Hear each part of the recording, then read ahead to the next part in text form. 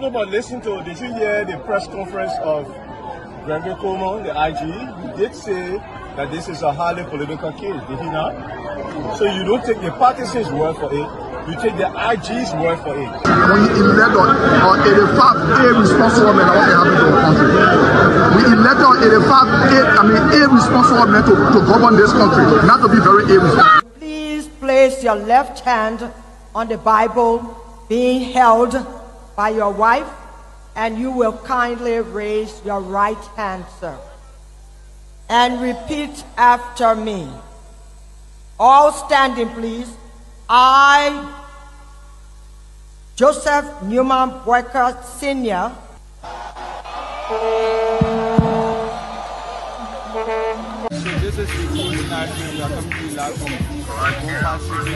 no secret now that your friend and former boss will be a candidate in 2029. With all of that you experience, all of that you know, and everything that you see unfolding in the country now, will you support him? Will you be part of the process? Will you give him the support? Do you think he can be a better president? So why you want to bring political men in it now? Oh, but you political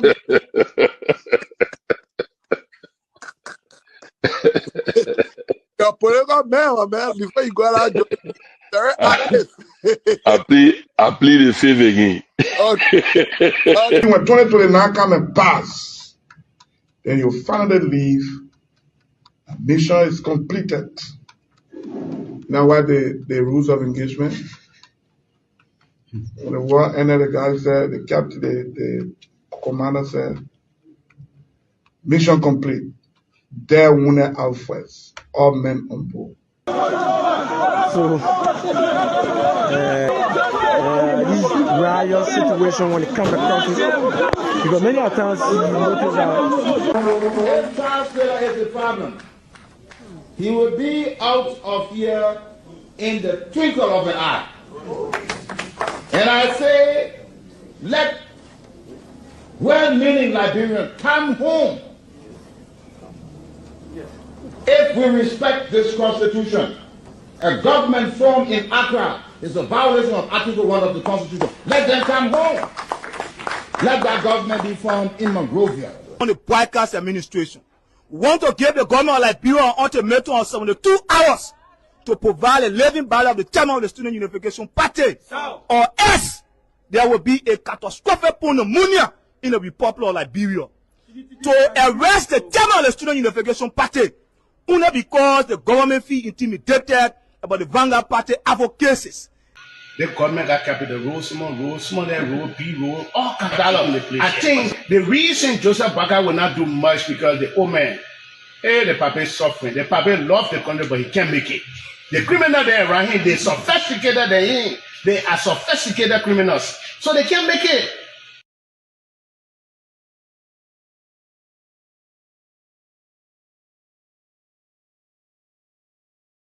The communication and come back to plenary in about what time we define the road more. Thank you. With the motion proper, are you all ready to vote? Already. So that correct the motion. We have a standing committee on that. So we'll send you the health committee. And maybe we can have other qualified members join the health committee. So the petition committee brought the petition to us. So we read the petition now, we gave it to the requisite committee to handle it. So the committee clear the petition on her judicial.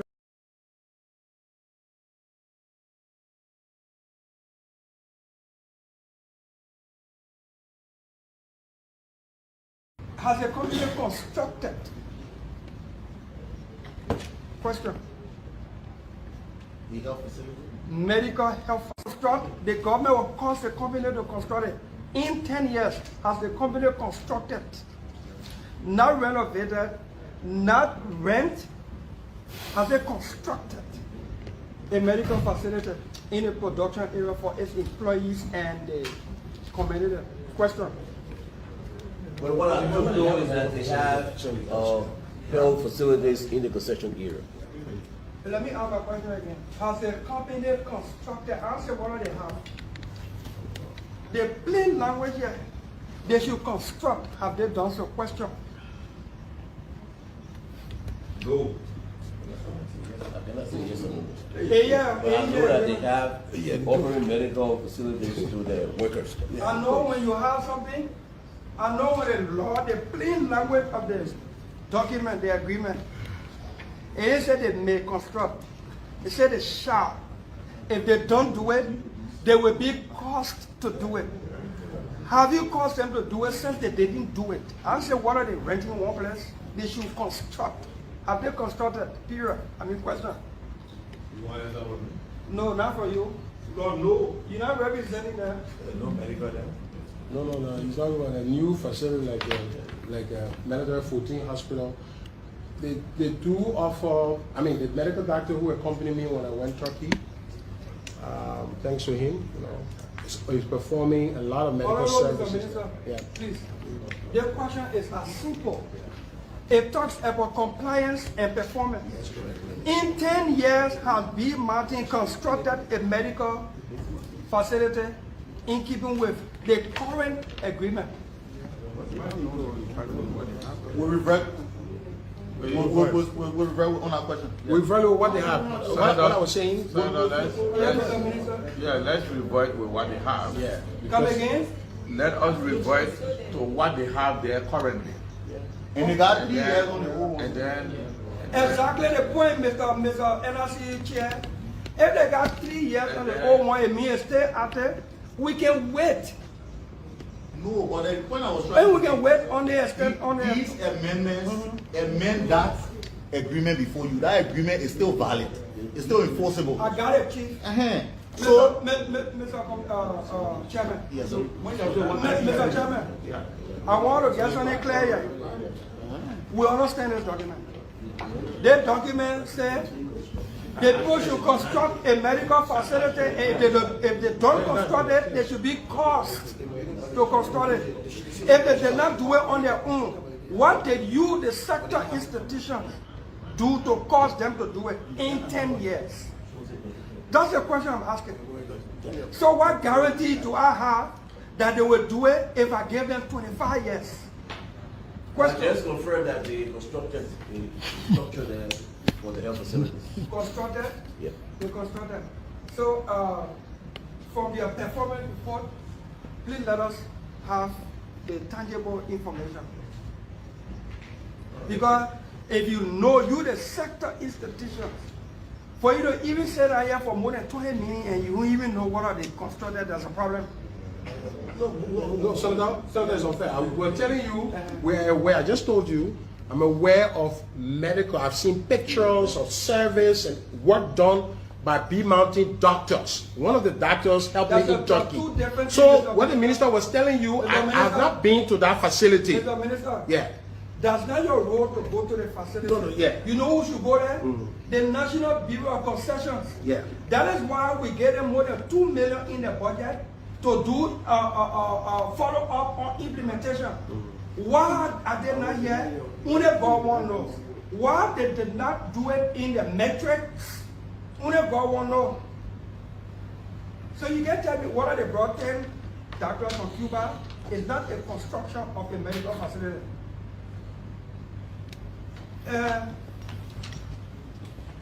Just one last question.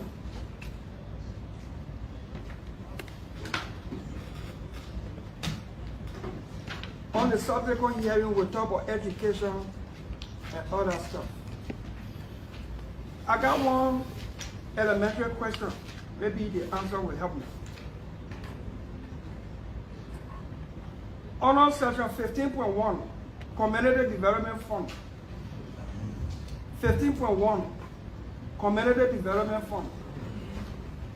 A, the company shall make the following contribution into a fund established for community development purposes. We call it a community development fund. 1, contract year 1 to 2, a contribution of 100,000. It goes on to say, count 2, number 2, contract year 3 to 4, a contribution of 150,000.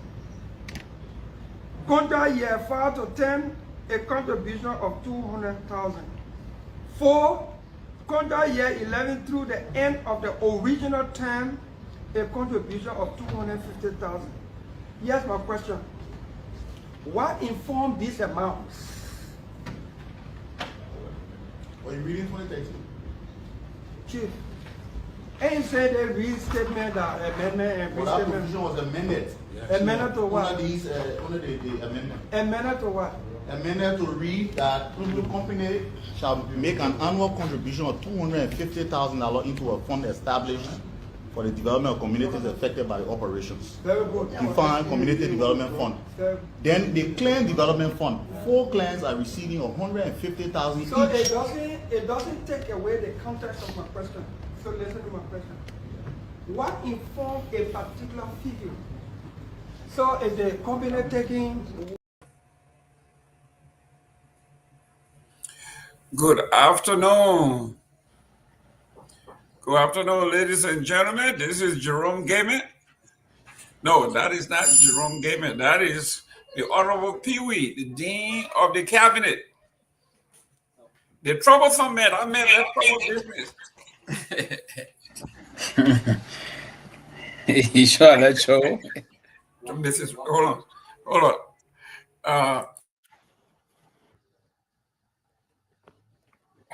You know, every family got a troubled child. He always get high head. Always, when he was in elementary school, they used to beat him up because he get high head. Now, Pewee.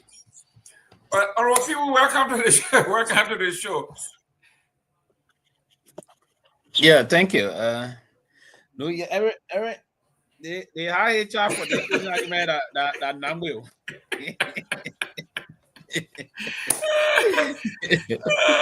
Every family got one high head picking that the parent don't know what to do. My family had one.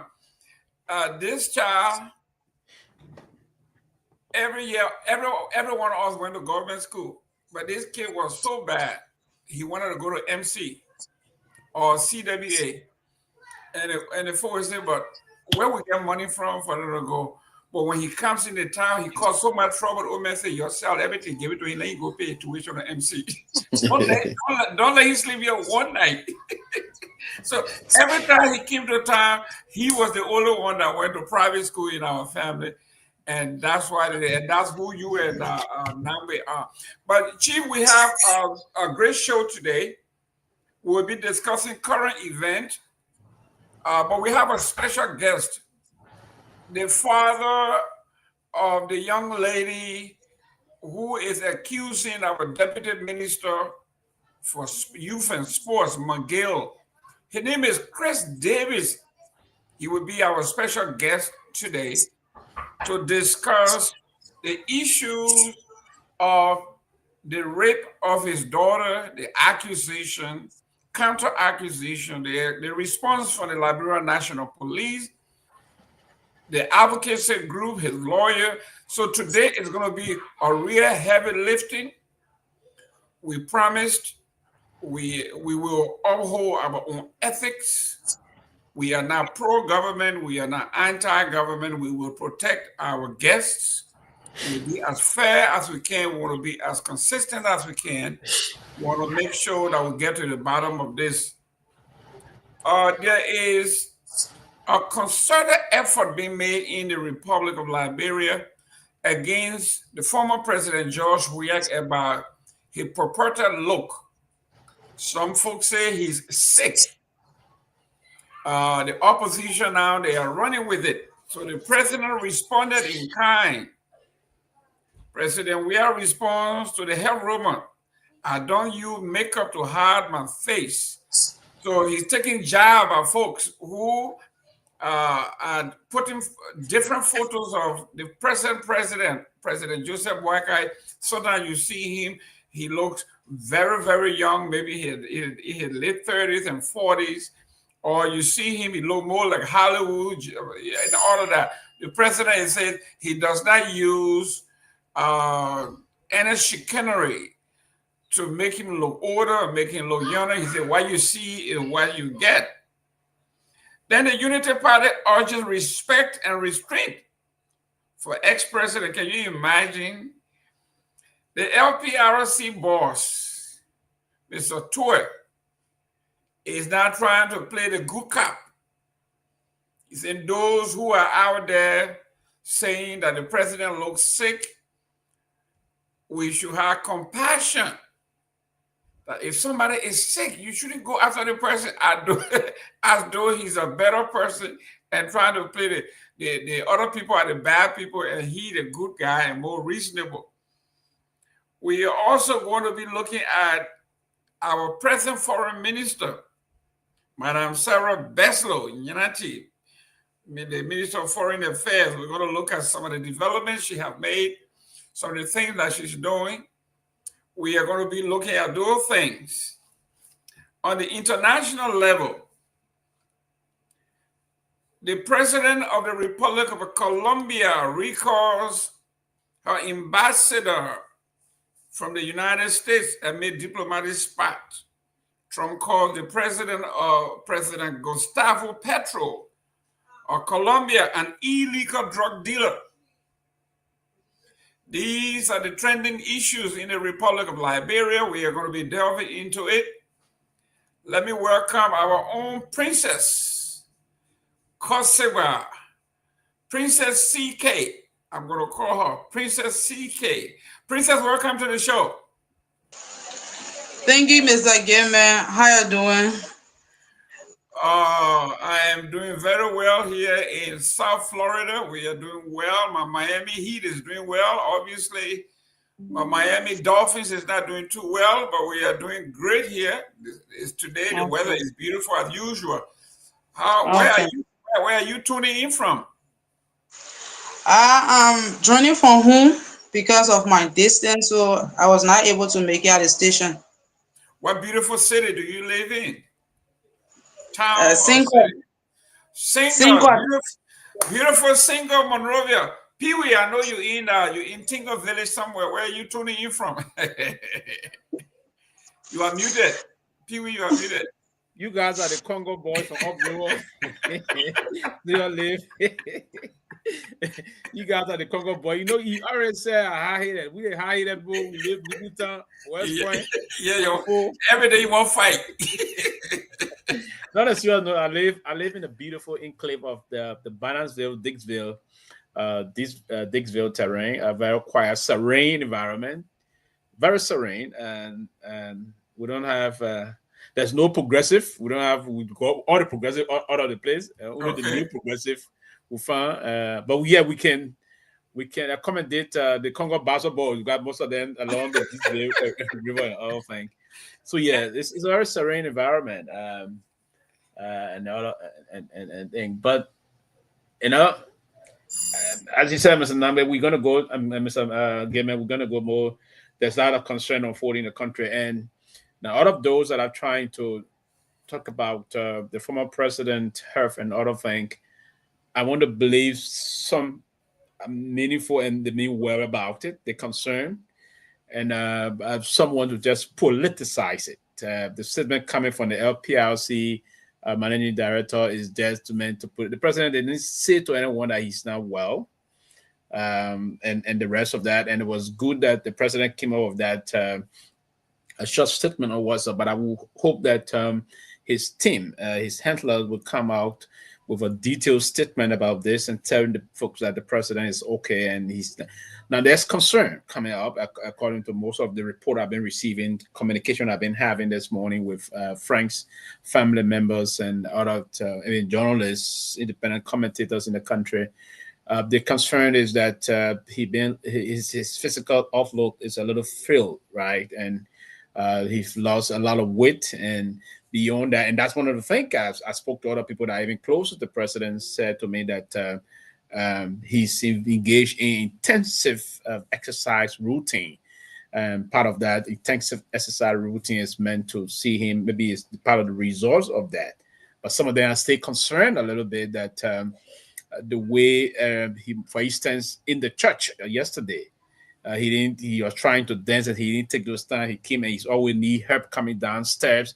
That how they interpret it, and their set of interpretations, is different from that line. But I will take my statement actually from those that are very close, some of them that I respect dearly and deeply, and some of them will come a long way. I will take the statement out of what they were saying, and they are saying to me and the rest of the folks that the former president is okay in terms of his health. He's okay. The weight loss program or weight loss issue that we observing from all angles is that the president is doing that to reduce or to change his morphology, if you will. Probably he now want to move a new body size and all those things. So we wait to see. But what I will crave the former president and his office to come up with a statement on this issue and to let that clear the air and state that, hey, the former president is in good health. Because recently he was just out of the country. In recent time, he'd been visiting the U.S. and other part of the world and other things, and he returned to the country to a rousing welcome. So I see no reason why the president is now okay. He wouldn't seek medical attention. He got everything we require to do that anywhere in the world, if you will. So there is a genuine concern from Liberia. It's politics. People will want to play politics, particularly with somebody that is also hitting on in the ranking of becoming the next president again of the country. So it's obvious that you'll see those calls coming from, and most of those that are pushing this are folks that are associated with the United Party or as surrogates of the United Party or media hired institution of the United Party will project it in the way they try to do it. But I would want to think that the former president would come on this beyond the short statement from WhatsApp. That would be, and but it should be a detailed statement to explain to the country that the man that is expected again probably to be the next president of the Republic of Liberia is in good health and claim their health according to his doctors or other things. Great. Princess, here we are. This is a great propaganda from the opposition. This is CDC. A few days ago, they had the rousing, groundbreaking, the groundswell of support, and they don't want us to talk about it. So what the best way to do is to create a distraction and say the president is sick. Instead of us talking about the success of the groundbreaking, here we are leading with the president being sick, and we're leaving the success of that major groundbreaking, the groundswell and the rousing welcome by the Liberian people. We're not talking about it, but we are here talking about the man's health. What a brilliant way to distract. Your take. Okay, so Mr. Gayman, the issue of these kind of rumors of the former president being sick, I think, like you said, it's just a way to distract people from the recent groundbreaking ceremony. But I think that is normal in our society. We know Liberia that people just say things at certain point in time to get reaction. So if they made this kind of statement and they expect certain reaction from these individuals that these statements are being made on, and they got the response that I think they were needed. But I think as individuals, we should get credible information before these kind of things come out. But we don't mind it. We're in a society that everybody has right to whatever thing they want to say and however they want to behave. Because the country, at a certain point, we don't agree to go by law, but that is not an issue. Few days ago, the Coalition for Democratic Change, they broke ground for their headquarters after they got evicted from the place they spent decades. And most of the citizens, they were happy. They embraced the fact that their party is about to, get a place for them after what they experienced, after they cried to the party and the party have heard them and they the breaking ground for their headquarters. So it was all around in the country that the way supporters came out for the groundbreaking ceremony. It just raised concern as to whether what the Coalition for Democratic Change wants to do comes 2029. Because, you know, you had too many folks that were out to support the party. And, you know, at a certain point, you have that kind of, you know, conversation going on as to the former president, who is the political leader of the Coalition for Democratic Change, might, at a certain point in time, 2029, you know, be a threat to the ruling party, United Party. But we stick there and, you know, watch the process as it continues. And as the supporters from both parties, they continue to throw, you know, these kind of talks to each other. And just after that, you had the United Party too, you know, they are expected to break ground for their headquarters across the country, you know, December 6th. So we're anticipating more of these things, you know, is more a competition. If this person is doing this, myself, I want to do my own to, you know, make my supporters happy at a certain point in time. Great. Princess, can you landscape your phone, please? Can you landscape your phone like this?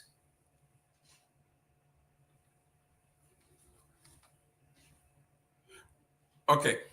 Honorable Pewee, so we are in the United States. I think a few months ago, you and I, everybody else, who were talking about self-maintenance, right? You always have to look good. You always have to do self-grooming.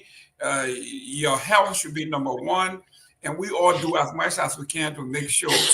And you and I, we are poor. We are poor compared to President. We are who have access to a dietitian if you wanted one, a trainer if you wanted one, medical staff if you wanted one, nutritionist if you needed one. I mean, he has that ability. When you look at the former tennis star by the name of Serena Williams, if you've seen her last week, she came out, she says she has been very cautious of her body after having her babies, and she put up almost 30 pounds, and she decided to go the Ozempic route, which is on her medical care, you do all of these things. And these are all things that people who are privy to money and wealth and fame can do. So you look at her now, she had close to 100 pounds, and she looks totally different, but she's healthy. So the president have the wealth, have everything that he wants. If he hires a dietitian to say, you know, you're gonna eat palm butter maybe once a month now. You're not gonna eat rice anymore like me. My doctor told me you are not gonna eat white rice, you are not gonna eat rice anymore. You have to. Is this? I don't know. Yes. You are not supposed to eat rice anymore. They came to my house, they took away all the water, and they replaced it with olive oil. They replaced the sugar with a Splenda and honey. So, you know, you can modify your diet to make. So what makes these folks think that the president does not have the privilege and the wealth to maintain himself as an athlete? Exactly, and you know, and let me state clearly. And you stated a drugs on weight loss drug called Ozempic, right? Ozempic is a game changer. Medical specialists across the world, particularly here in the U.S., and it's emphasized before that Ozempic is a major game changer. It's not only being applied for diabetes or other things, but it's meant for weight loss. Medical doctors, scientists across, they are test trial of Ozempic, and they've been having some very good outcome for that drug, if you will. But beyond that, and when this news started developing, like almost 48 hours ago, if you will, I personally tried to engage people that I associated with the former president. And before doing this, I knew this was and you write this strike the balance here that is meant to deflect probably the massive turnout, if you will. So I've seen that unfolding, but I thought to read about it because it's concerning beyond what those that want to politicize it, but it's good because the former president, that's what I said, there's a need for him to speak out to his fan base and his constituents, if you will, and the Liberian people, if you will. Yeah, but one of his aides told me clearly that the former president is engaged into intensive training and exercise, if you will, and that is meant to, I don't think he's on Ozempic now. He's okay as per that conversation. He's okay in terms of his health. So this is meant to just engage into intensive training exercise that is meant to reduce his current morphology, if you will, and bring it to the level that he's so desire. If we're moving on to that line. So, but the speculations about the former president health. From particularly the party surrogates and higher gun, if you will, is intensifying. And so, and beyond that, he's also saying his brief WhatsApp statement that he don't do makeup and all those things. The former president, to emphasize, being into living in Europe and across the world, very civilized community, powerful community with very good health system for almost 2.5 decades, if you will. Since 1989, he left the country, then for himself in Europe and then across the globe here and other things. So one would think that the issue is not about him going to see a doctor. No, that's not the issue. So, and that's part of the reason why I'm not really panic about this, and I'm engaging his aid and other things to get feedback from them. I'm not panic. I'm just. It's something that we will have to discuss time to time about his current health status, if you will. And there's a need for some explanation on their part, but he's said already. Like there's not makeup, like his physical stuff. He's involved into exercise.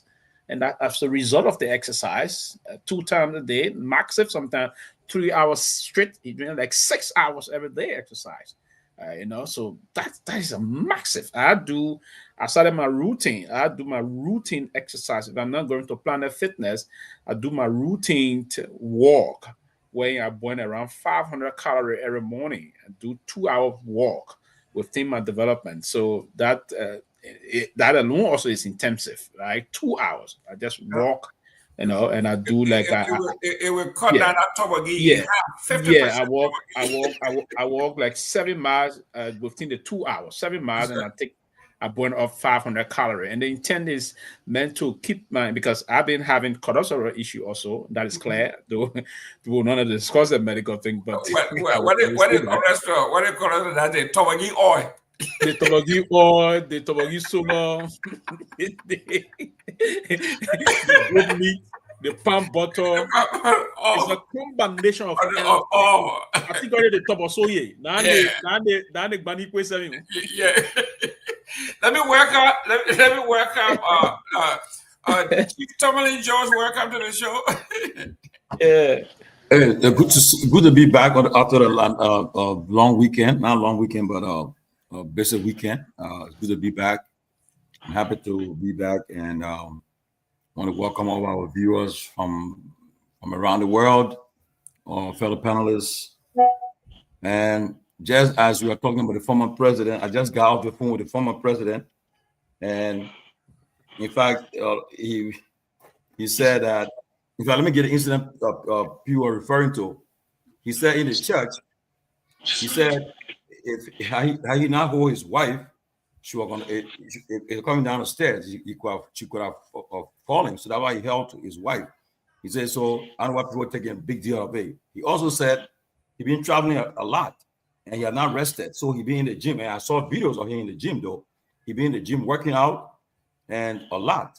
And so he said, once you're working out, your body mass will have an effect on your body mass, and then he said, I'm an athlete. I train regularly. So I don't want people having a problem with my health. And when I'm not doing Ozempic, I'm just exercising. And he made a fun, he made a joke. And I won't say all what we said, but he said people things say he not fit. Then he and Jim will play basketball and see, So, but he said, I mean, Tomalin, I'm well. To be honest, I think the people saying, even me, people say I'm losing a lot of weight, which is true though. because we're doing our walking. As we age, you got to exercise.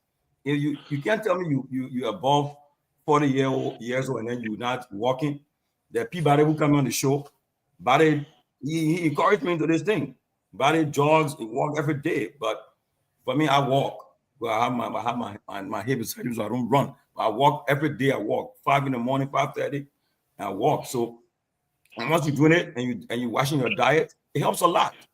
So the minute I heard this thing, did I see other thing? I texted the former president, and then after that, I called him. Then I missed my call. He called me back, and he said, I'm sure you're watching the show right now. He said they put they're thinking about my health, and I'm okay, I'm normal, I'm healthy, I'm exercising. And I saw the man in the gym, the picture, the video, the man in the gym, the man doing exercise that someone else can't do. He's doing an exercise. I saw him playing basketball. I saw him. I mean, so and once you have in this and they kind of how to call it movement in your life, you're going through it, definitely you know that you have to you won't be the same. If everybody who here will exercise and watch your diet, you know very well that if you're doing it, it will affect your body mass. So I mean, then I heard him on Saturday speaking at the program, and he sounded. I don't see nothing wrong with him. Honestly, I don't see nothing wrong with him. People will say all they want to say because it's politics, you know. But the man who I spoke to just now, he's sounding alert, alive, and he said people think him well. Then go play basketball. They can play basketball with him. And before I end, I tell you the truth though. We went. I remember the 2-3 days to the runoff. It was Costa, it was Ben Sanvee, Kev, myself. The person he played table tennis with him, from there we play basketball. He out playing the same side, and the other guys. Ask Kev. The man played the first 2 games I played. I said, me, I done. I can't make it. But that man still on the court for 4 other games. He never rested. After that, he said, got a young boy that saying that they said he can play. They can't say that now. They give on that, and that's true. The man's an athlete though, honestly, and I think that people were saying people should be. I mean, it's always concerning. Yeah, if you concerned about your leader's health and so forth. So I think, but then opposition too will take advantage of it too. The way they feel that maybe they say JMB is attacking too. So today I see people putting all kind of pictures of JMB or making him look like in his 40s and 30s. But of the politics. And I want to say that look, we should always wish for our leaders, no matter which side of political divide you find yourself, wish them good health is always, even your worst enemy, always wish them the best, you know, in health. Because we live in this world. Anytime, anybody can just drop. Anytime you can drop. I know that friends who I had who are in the gym every day, they had a heart attack and they die. So you don't wish ill will towards your enemies or anybody. You know, but in our politics, we have brought it to the level where, to the lowest ebb, where people can just make fun of your health and say all kinds of things. And I see people who, again, they started again. The very people who are complaining about the insults again, they are the ones that now see females and all. They are the ones who are now talking about the president's health, the former president's health, and trying to denigrate and belittle it. It's wrong. You can't do that. You know, that's why people say, well, man, you guys in politics, you can burn your bridges. Talk to everybody, and that's why we will maintain that TCA. Why they should have panelists that have political affiliations, but we will not stop them from their political rights. But we, as the management of the platform, we maintain that the platform is non-opposition, non-government. I mean, we're not pro-government, we're not pro-opposition. We are just in the middle, in between. When the government does the right thing, we praise them. Opposition the same way. We care about it. Everybody's welcome. In fact, at least we just got confirmation. We finally get the foreign minister coming on our platform. She just confirmed it. So we set the date and time. So we'll continue to do our best to make sure that the platform expand and be there for all Liberians, regardless of your position in society. You know, we shouldn't. But again, you can't be having a platform and then you take inside, getting involved in all these stuff. Then who won't come on your platform? The person will say, "But you already got a pre-notion judgment about us, so we won't come there." So that's why it's important that some of us maintain the neutrality. You may have your your personal political affiliation or interest, but keep it to yourself. You can't come and sow, you know. So I want to say that from what I believe the former president, what he just told me, he's in good health, he's fine, and he'll continue to do his thing, you know. So let's pray for everyone. The Bible says, if you're a Christian, pray for your leaders. Every night, every morning, I pray for our leaders. Even I pray for Trump, because he's a leader that God has given us at this time in America. I may not be one of those who voted for him or support him, but I pray for him. So let us continue to pray for our leaders and wish them well instead of wishing ill will on people. I mean, it's just not good. People are right. People are on point. The president said he's been exercising. He's been doing a lot of exercise, and that's exactly. I saw the video. So, and people, let's wish our country and our leaders well, man. Good. Let me welcome Victor Nagbe. Victor, listen, man. Let's be fair and honest here. In the CDC, when I was part of the CDC talking and all that stuff, the president battery, the vice president, he fell down. You know what it meant. Prince Johnson, you know, say he fell down. He took him battery around here, all that, and we used to be running with it. We say Joseph Wega would die. Joseph Wega would this, and then Costa came on, and he said if he doesn't have the surgery in 2 months, he would die, and blah blah blah. And we ran with it. Then we made memes. We made a video and we made song of it. So what's the big deal here? I mean, they just do exactly what we did to them. So what's the big deal? Why is it that now we are offended? Well, the big deal is that I think we should. I agree with Tomalin. First of all, let me say hi to you guys and hi to our audience as well. Don't forget that always you got to invite a friend. If you can't do that, turn the show off.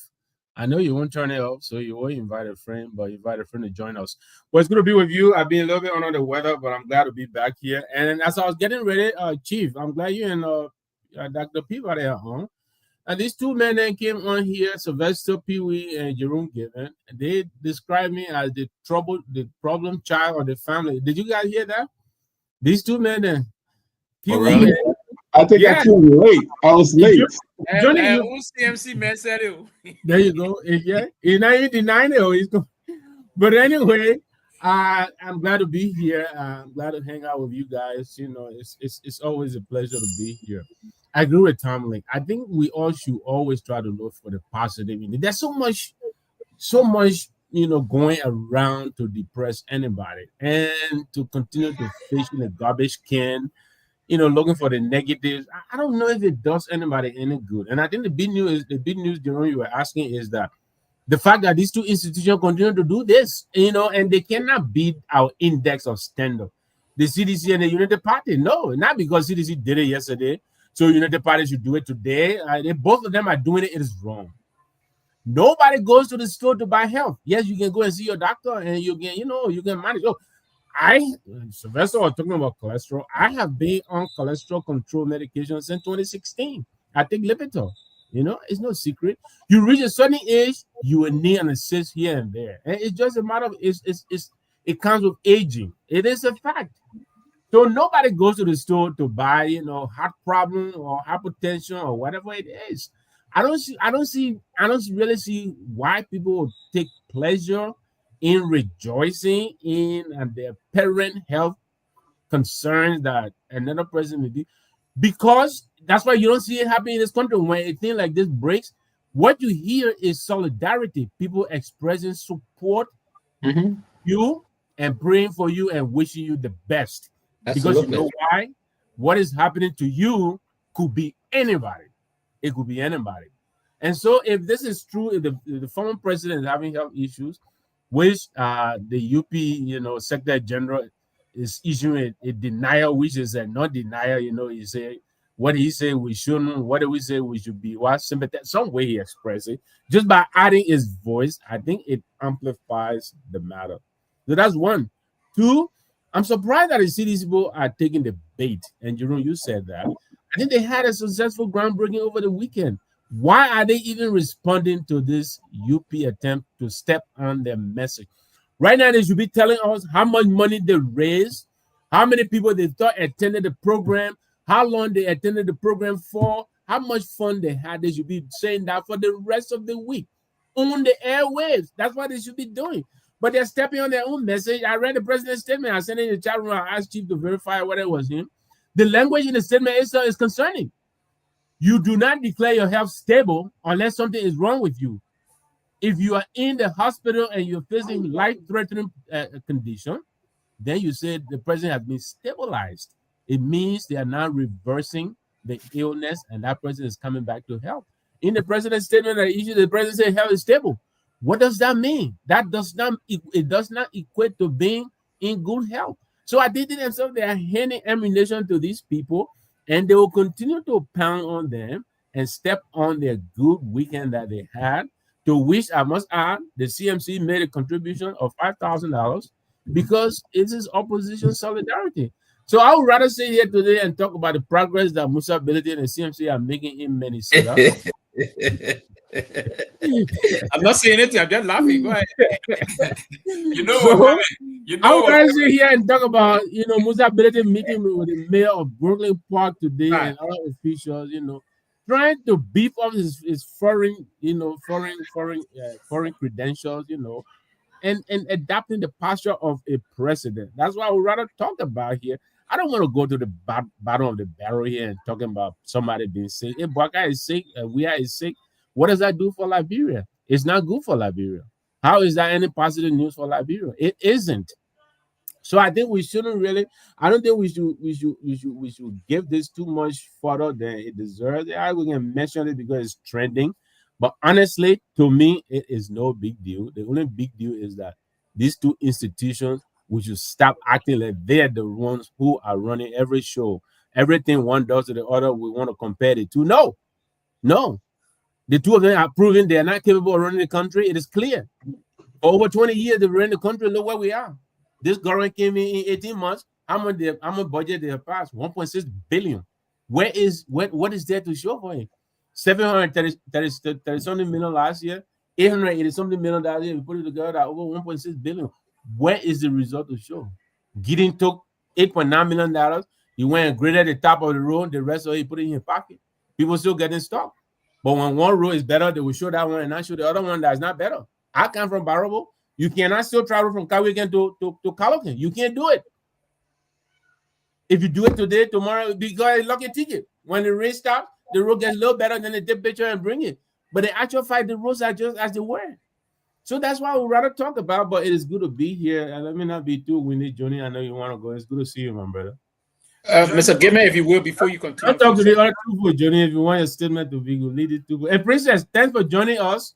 Nice of you. The only female on set. I know you say you're in sync. Also, Samson and Myean, it's good to see you guys. Yeah, if you will, Mr. Gayman, a few seconds, that part of Synco did not get in that direction. You will not get that address. But let me say, what the former president meant by saying his health is stable, he's not using the medical term when you're in the hospital, right? What he meant by health is stable, that means he's okay. I understand, Sylvester, and I think that's what he meant. I think that's what he meant. I agree with you. I absolutely agree. But I'm saying, I think usually now whoever do the right, you want to be unambiguous when you write. You don't have to use big words. But if you write and you need to explain it, then you haven't done a good job. Everybody should read what you wrote and be able to understand it. You don't need to come back to explain it. I totally agree with you. I think that's what they meant. But that's what he meant by saying he's okay, he's fine. Yeah. He's fine. He just doing exercise and other things. But I want to believe his office is going to put out something to just clear the air. There's no need to really panic on this. They're going to change it. Nothing is unfolding with the president negatively in terms of his health. They're going to do that. They clear the air and we move. That's it. But we hope for Mr. Belete to come and tell us what he's been doing. But unfortunately, all of his officials in the USA abandoned that the headline news. Belete abandoned in the midst of US tour.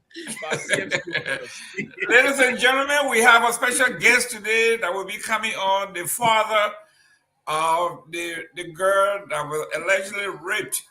His name is Chris Davis. Will be on today to discuss the issues.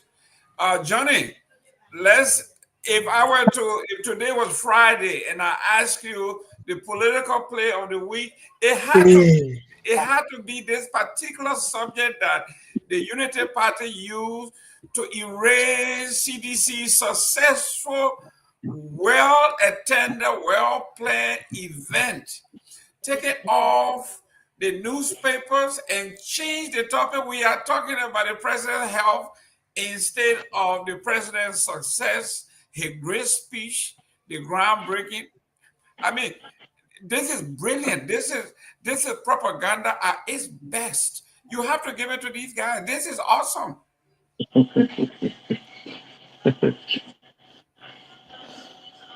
Can I come in on Gayman? Yes, it's all yours. Yeah, I mean, good evening to Liberian people and those listening to this very informative and most quality and social platform. I mean, to be very frank, Mr. Gilman, and I want to join my brother Victor Nagbe and my Southeast brother.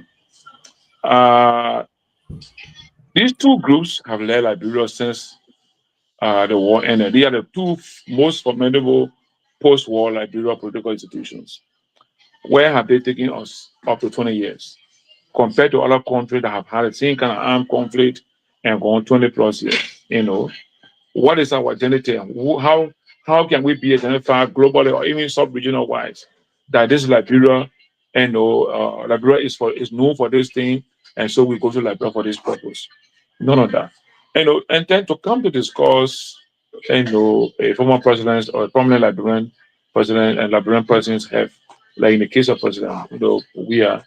I think what I would say is that the handlers of President Weah and those around him should make sure that President Weah is safe and secure and he's well taken care of and his health is protected, because he is also a key factor in Liberia's political dispensation. And that's all I can say about his health. They should take good care of him and make sure that he's well protected, he's taken care of, and his health condition is up to the standard that we all expect it to be. And when in terms of the weekday activities, like Mr. Nagbe said, I thought that, like this morning while on my way to work, I slowed down at the site where the CDC is about to build its headquarters. I thought this morning I was seeing like many people that are working like real construction work, digging or machine digging or doing something.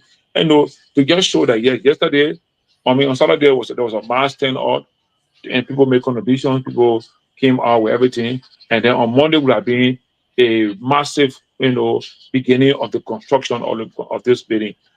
I didn't see that this morning. I passed went to work on my way back from work. I also stopped there and I slowed down to see because I want to see what CDC would do. Because I realized that the two groups are competing over what they will do, what they will not do. And since CDC declared that they will build a new party headquarters, now we're hearing that the UP also will build party headquarters, in fact, they headquarters in almost all the counties. And this should tell Liberian people that these two groups are not doing anything better for Liberia based on our standard. Again, if you think CDC and UP doing well, that's your standard you have for Liberia, that is your standard you have for yourself. For me, the standard I have for my country and myself, I don't think we are progressing, we are doing well in terms of social infrastructure, which includes education, includes health, includes energy, includes water supply, and includes everything else, without making progress into those things. Up to this time, people are still experiencing shortage of current, shortage of water. You can imagine Madagascar, people ran behind their president because of continuous shortage of current and water. Imagine that. So that tells us if we cannot hold our government accountable and hold them and make them to account to us where and how are they spending our natural resources benefit for our benefit, and we're discussing individual health issues are there. Well, let's be concerned about Liberia making progress.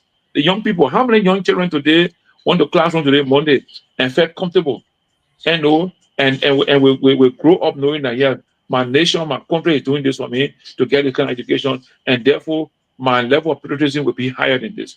How are we building the patriotism of Liberian people? There's one issue also I'll talk about: nation building. How are we building our nation? On what principles? On what standards? And we have to try to elevate our standard, my people. I mean, we cannot be the country that we always say, Liberia, the 10th poorest country, 11. That's not stand up for us. And we have a lot of opportunities. And just to go back to the health issue, just today I want to gather some information why that Torgbean was removed. Today, did you guys see the new the message that came from Ministry of Health? That message should not come from Ministry of Health. It should come from NFIL. NFIL should be the one that should give us information on any public health issues. But for now, today, notice I realized that the reason why they fought to remove Dr. Nyenwolo from NFIL because he's too by the law that established NFIL. NFIL should be the only one that will give us any public information when it comes to public health.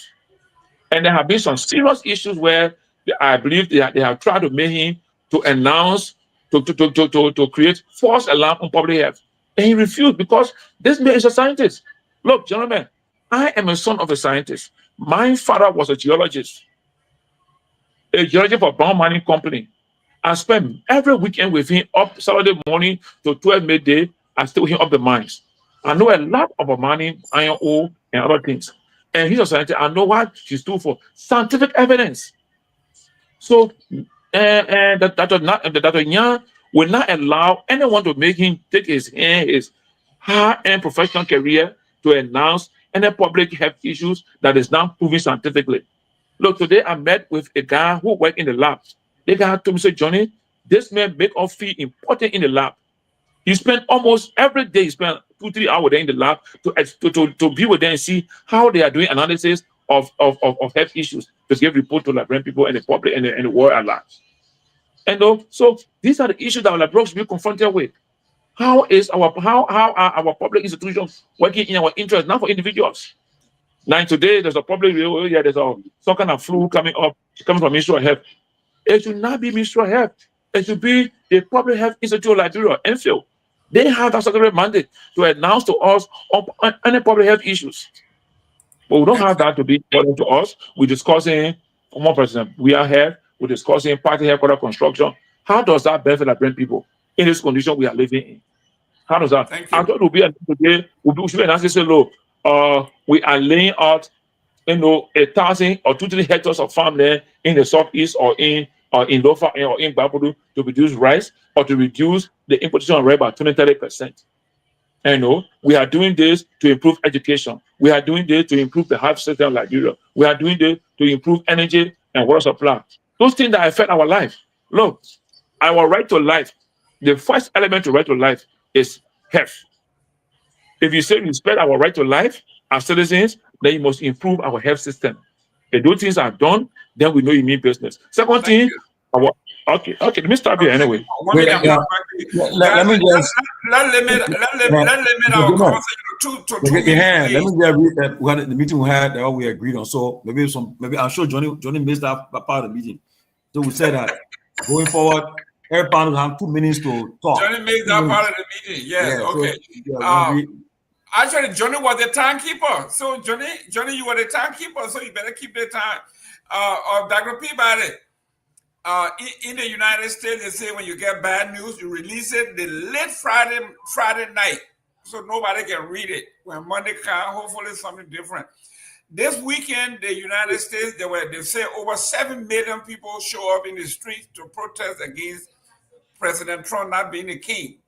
So that kind of big news, what did the president do? They created some AI video with him flying his plane and dropping stuff on people and all, and changed the entire topic. Now everybody talking about the president doing this. This is what's happening in Liberia. The CDC had a successful event, and how do you blunt that? You come up with a fictitious thing about the president, how you put his picture there, and all of a sudden, all the news is all that. Isn't that brilliant on this part of the UP? And the CDC fell for it. Well, the thing, Mr. Gayman, good to see everybody. The thing is, how can you live in a country where 8 out of 10 people died because of poor health care, and want to criticize another person for saying that he helped bad, when you don't even know? Nowadays, people are taking precaution. The older they get, they try to, either exercise or to take something that will help them, reduce the body. There's Ozempic around for those who have high blood I mean, and even those who don't even have diabetes, they are taking the Ozempic now to lose weight. So what if the president would have taken one of those? Say, you know, I mean, a lot of people are using it now, not in secret. A lot of people are using it, and plus with exercise and things like that. And we know President Weah is a strong man that really exercises a lot. So why would you even make issue on a little thing like that? The man taking exercise, he's trying to lose weight, he's losing weight, and then he said because he looked different, you're expecting to look the same when he, even after losing weight, you're expecting to look the same. I think the fact is people trying to, but it's a very good stuff by the people of the Unity Party. I was at a breast cancer awareness program yesterday. I'm going to support them, and I heard a pastor came to me and trying to show me a video how George Weah look. And that was so disgraceful. I'm like, what is this? They downloaded the people at UCA. I'm going to send it to you, a pastor. Send me that kind of stuff. And it was just, I know, why you even rejoice in somebody? If even the man was sick, why you rejoice in the house? You know, so that was just disgraceful, you know. It was shameful. I didn't pay attention. They acted like I didn't hear. I didn't try to look at the video because the president looked very good, you know. Like what some people don't see it. The thing that if you're fat all the time, then you're healthy. Okay?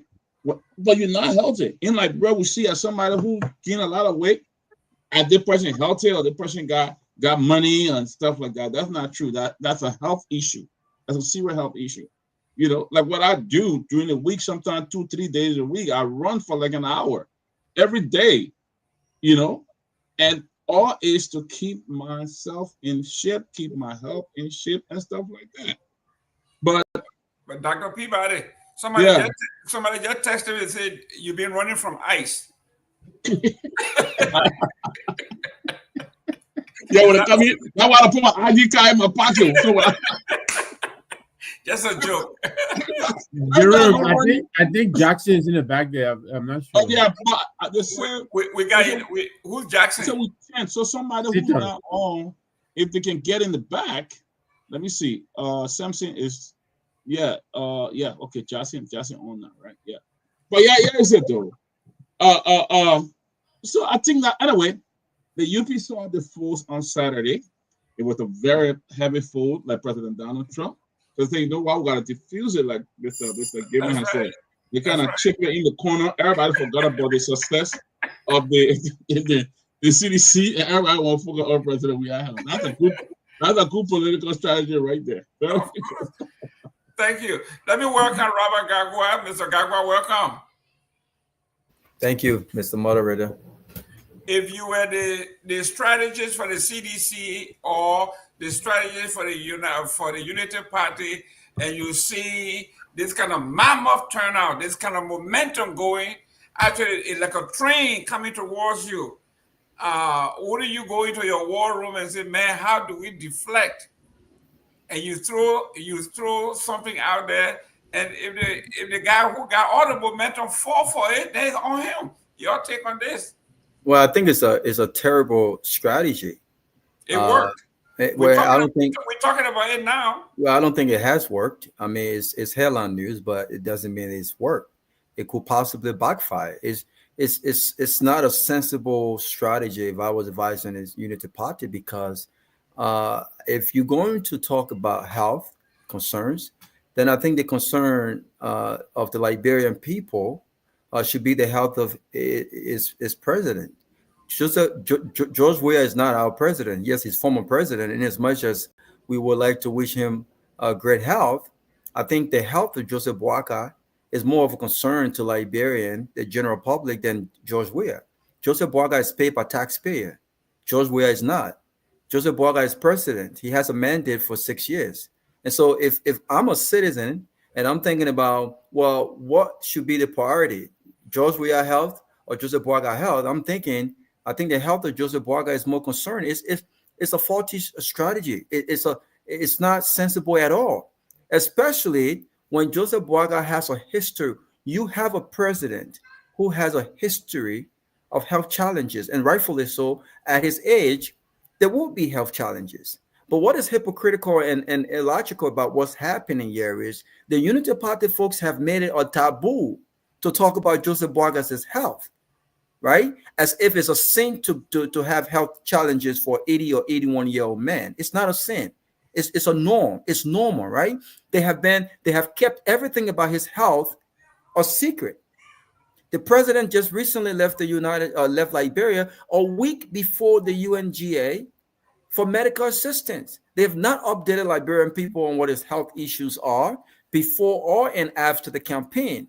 In fact, the world saw the embarrassment that happened when Joseph Boagas fainted during his inauguration. If that's not a concern when it comes to anything health related, then I don't know what is, right? And so it doesn't make sense when you. It's almost like my position when it comes to the other guy on the other show, right? That you cannot be a moral voice on corruption and theft when in your own closet you have that issue as well. I choose just not to talk about those issues because I'm not the voice to do that. I don't have the moral compounds to do that. I'm not perfect. I'm not that kind of guy to talk about those issues. So you have to pick your battles. So politically and logically, you have to say, is this the kind of conversation that I need to be having? Especially when in Liberia, the society tells us that a guy who has a big stomach, a guy who has grown gut, right? A society tells us that obesity equates to enjoyment. And there are people dying of obesity. There are people dying because they're not on the right diet. There are people dying slowly because they don't understand what workout means and what the result is, right? There are people dying because they have not gotten checked out in many years, right? They're sick, but they continue to drink beer. They continue to eat all of the food in the world, right? But when you go to Liberia, you see a guy with a big stomach or a woman with a big stomach. Oh, this man, you're enjoying yourself. But when a man loses weight, right? It's questionable, right? Even if he's working and he or she working and doing what they need to do to lose weight. Remember, the very people who are criticizing George Weah weight issues today criticized him when he grew gut and was getting fat because, according to them, a former athlete should know how to keep himself in shape. And so if I'm part of the Unity Party, Jerome, I'll close on this note because I want to stay within my 2 minutes. This is a bad strategy. It could backfire. It could backfire because you have a president that is not healthy. It's a public record.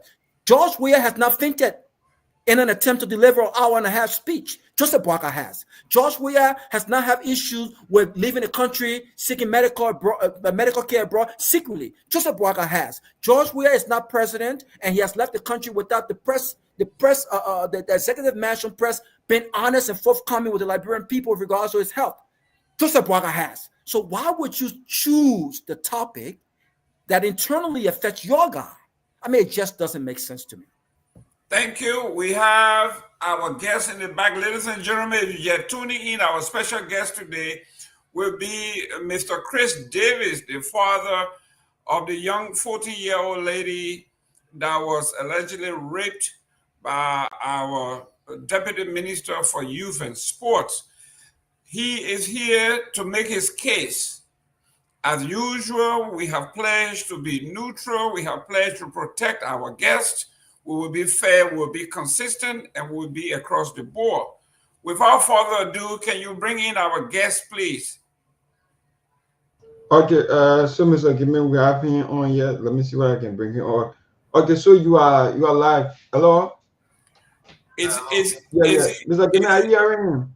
Is he joining you by video or audio? Audio. It's gonna be on the phone. Oh, okay. Go ahead. Yeah, are you hearing them? I'm hearing. Okay, go ahead, Mr. Gayman.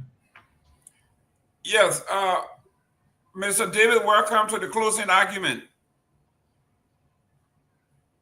Thank you.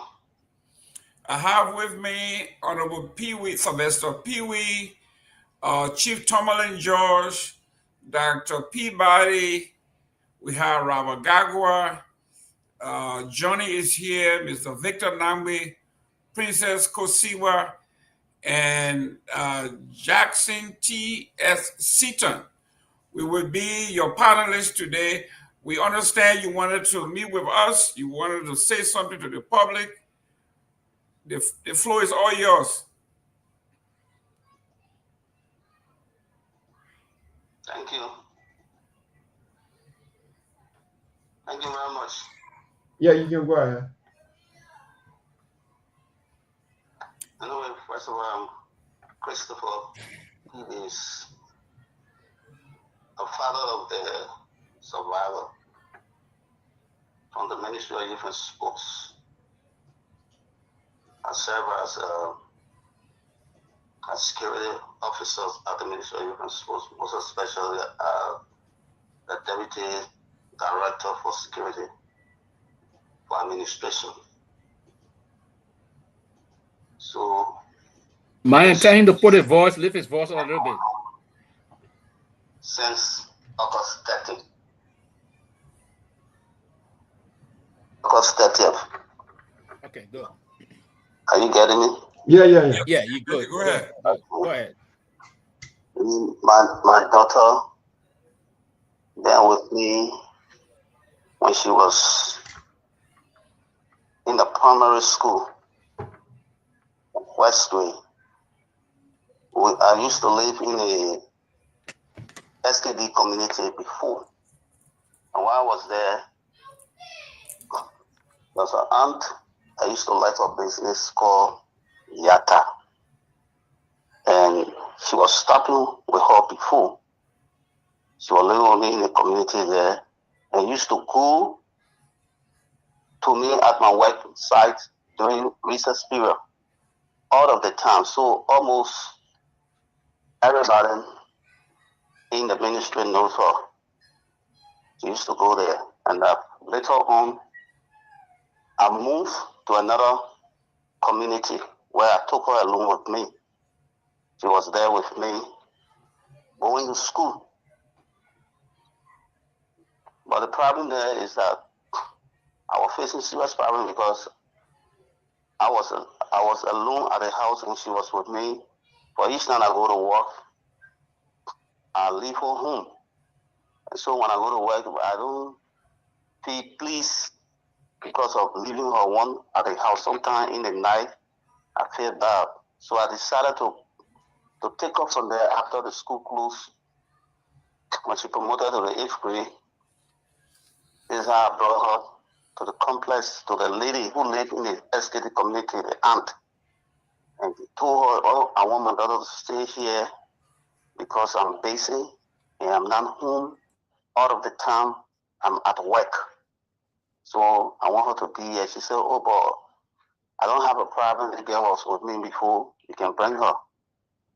So I phoned her over to her. I said, maybe I will decide whether she will go to school here in the community back here or she will stay with me when the school opens. Told her that. So one day on August 30th, on a Saturday night at the hour of 10 o'clock, I received a call from the aunt while I was in bed. She called me in. I answered. She said, Chris, is your daughter with you? From when I saw the call, I was shocked because my daughter was with her. Yeah, was with her. So I saw the call. I was shocked. I said, but what is going on? So when I answered the call, she said, your daughter is with you? I said, no, she's not here. Since this morning, I've been in the yard. I've not seen her. She said, but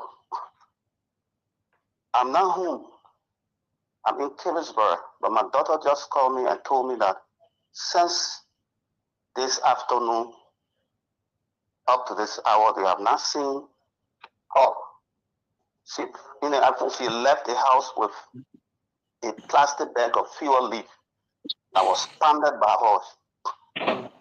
Told her to carry to the restaurant because the lady is running a restaurant belonging to the ministry at the SKD Sports Complex.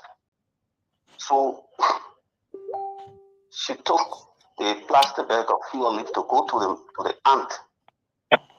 So, but the aunt told me that she was not there. She waited until she did not see her, so she left for Kehleboe. So when she left the house, at that time and up to that time she called me. Yeah, I'm not seeing her. So I said, well, what is going on? So I told her, I said, okay, let's wait for a while to see whether she will go back to the house. If she goes back, you can place a call to me or I will call you. But later on when I found out, after a few minutes, I placed a call to her and asked again, I said, did she go home? She said, no. They have not seen her, they're still looking for her. So I got afraid, I said, no, I have to go there to make sure. I woke up from bed, I tapped her back, came to the SKD community straight to the aunt's house. When I got there, they all were in bed. The aunt was not there, but the sister, I knocked at the door. The sister came and said, have my daughter come home now? The sister said, no. I just found the road looking for her. I said, but what is going on? Where she go? We cannot find her now at this hour. Dark like this. So I told the sister, I said, okay, since we can see her, I got to get to a nearby police station to have the police informed that she cannot be found anywhere around, so the police can be in the know too. So while going, the sister told me, said, let me join you, let us go. And while walking, coming to the SKD, when I arrived at the SKD area, at the back of the SKD, because the military is located in the SKD complex. So when I got to the back, going towards the police station, I saw a back passing by me that night. So I looked behind and saw somebody behind the back. So I told the sister, oh, that person looked like my daughter. She said, yes, the same clothes that on her head, that the same clothes on her there. So I said, let us go back behind the back. I believe that they carry her home. So while going back to the horse, the bike was on the way coming. When the bike was coming, I stopped the bike and asked the bike rider, I said, I saw the girl on your back. Where did you take her from? He said I took her from the SKD complex, at the complex way. I said, do you know her? He said, no. I said, did she give you money, paying you to carry her home? He said, yes. I said, how much to give you? He said, $50 Liberian. So myself, I stood up near the back for long. I tried to go around the back to see whether the back has a license plate. But when I look around the back, I didn't see plate. Even the rider said were confused. He asked me why. I said nothing. And then I asked him, I said, where you put her down? He said, I put her down to the drugstore. And the drugstore right near the house she lives. So I told the guy, I said, let's go. So we went. When I got to the house, I met her sitting down on the doorstep, right near the door on the steps. So when I saw her, I got angry straight. I said, where did you come from at this hour? You made me to come from way in that dark area to come and look for you. You got everybody worrying about you. Where have you come from? So I was getting vexed and shouting.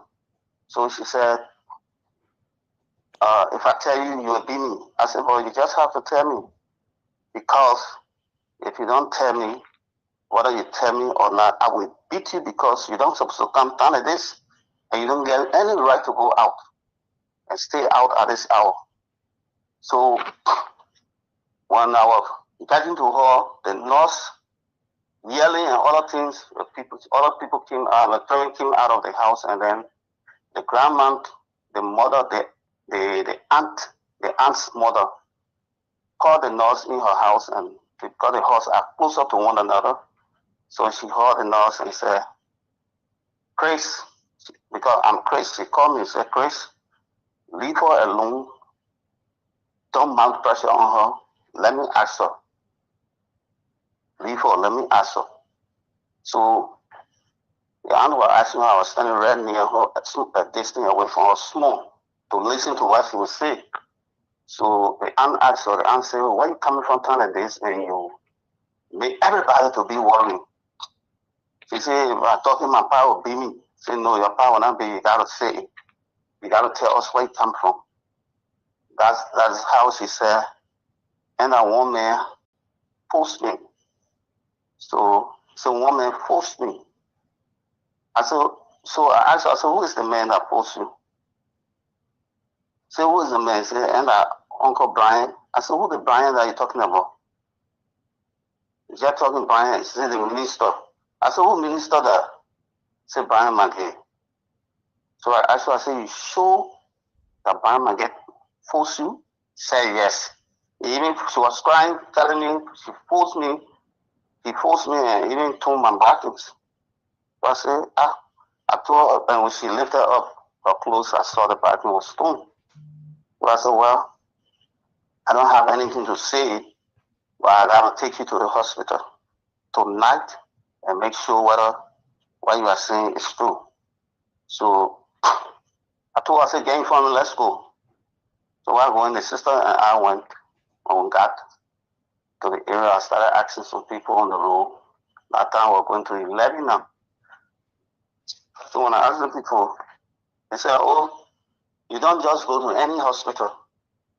The government has special hospital. They have special hospitals that send people who are in such situation like this. Because if you take her to any hospital, they will deny you. They will say it's not true. So you have to go to the police. The police will give you the right to go there. So I said, okay. While going, I saw a policeman on the road. I asked him, I said, oh, I have a case here. He said, no, go to zone 8 at the ELW area. There where you should go to make your case. I'm not working tonight.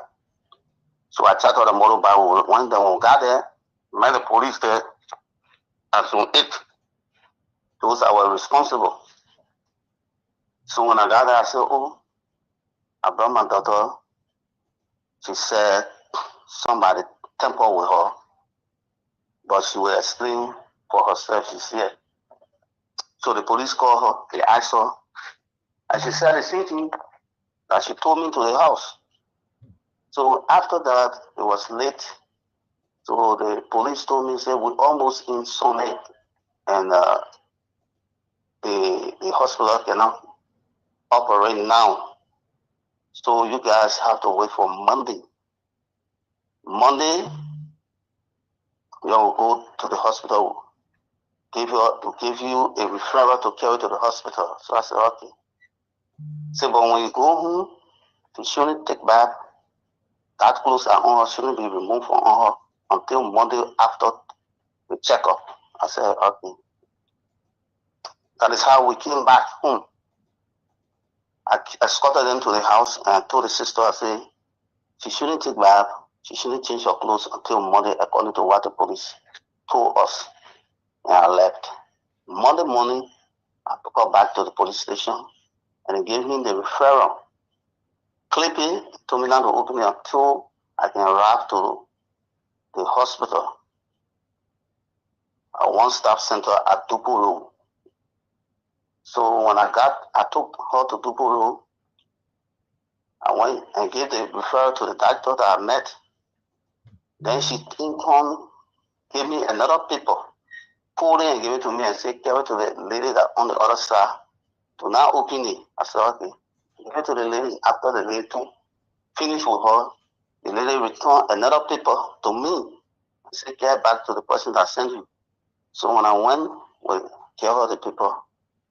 She checked the paper and she said, oh, at the place I send you, I'll send you over there for them to check her for any signal like AIDS, pregnancy, and infection. But everything on this paper is negative. So now I'm about to check her. But I want you to excuse us. So I said, okay. She said, but let the sister stay with me while I check her. I said, all right.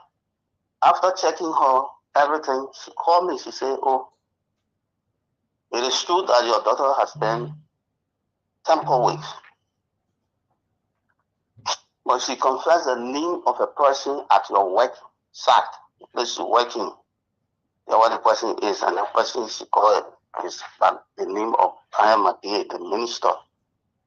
So I said, So after she said another thing to me. She said, "But your daughter is a hell of you," and she says other things to us.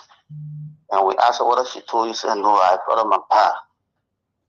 So we beg that do not be too hard on her. You should calm down so that she can be open to you to explain much to you. So I said, okay.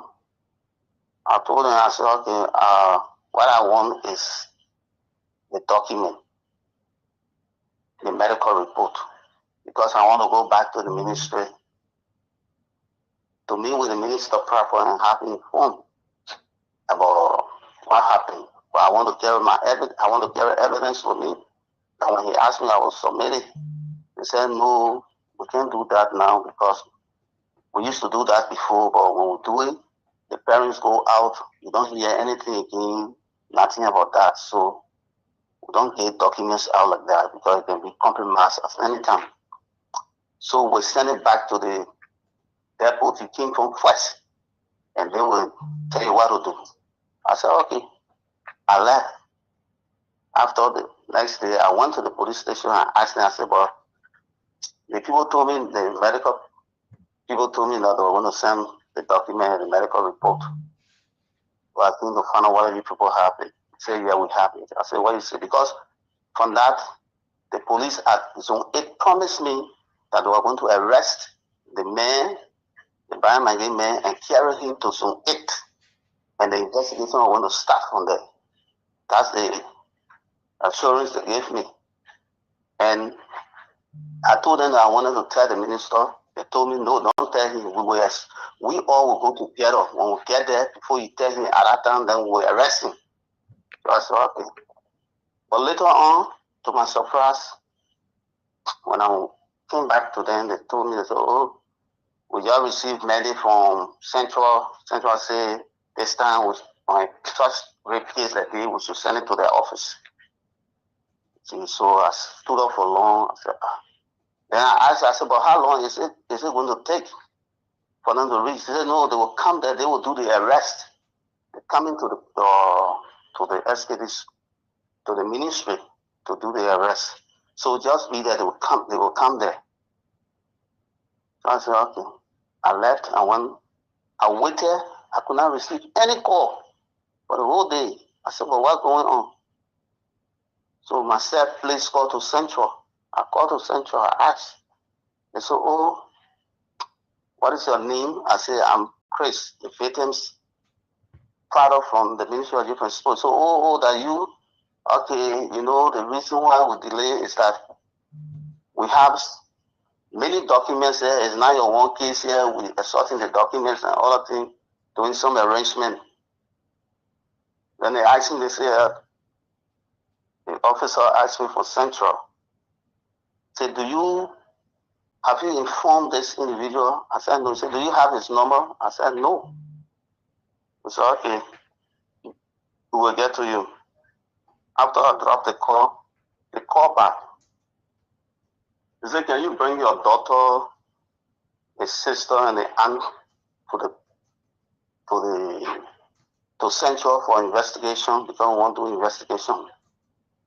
I said, but now I'm not having a chance except tomorrow. I will be there. So, okay, no problem. In the morning, we went there from 7 all the way to 6. We'll stay there.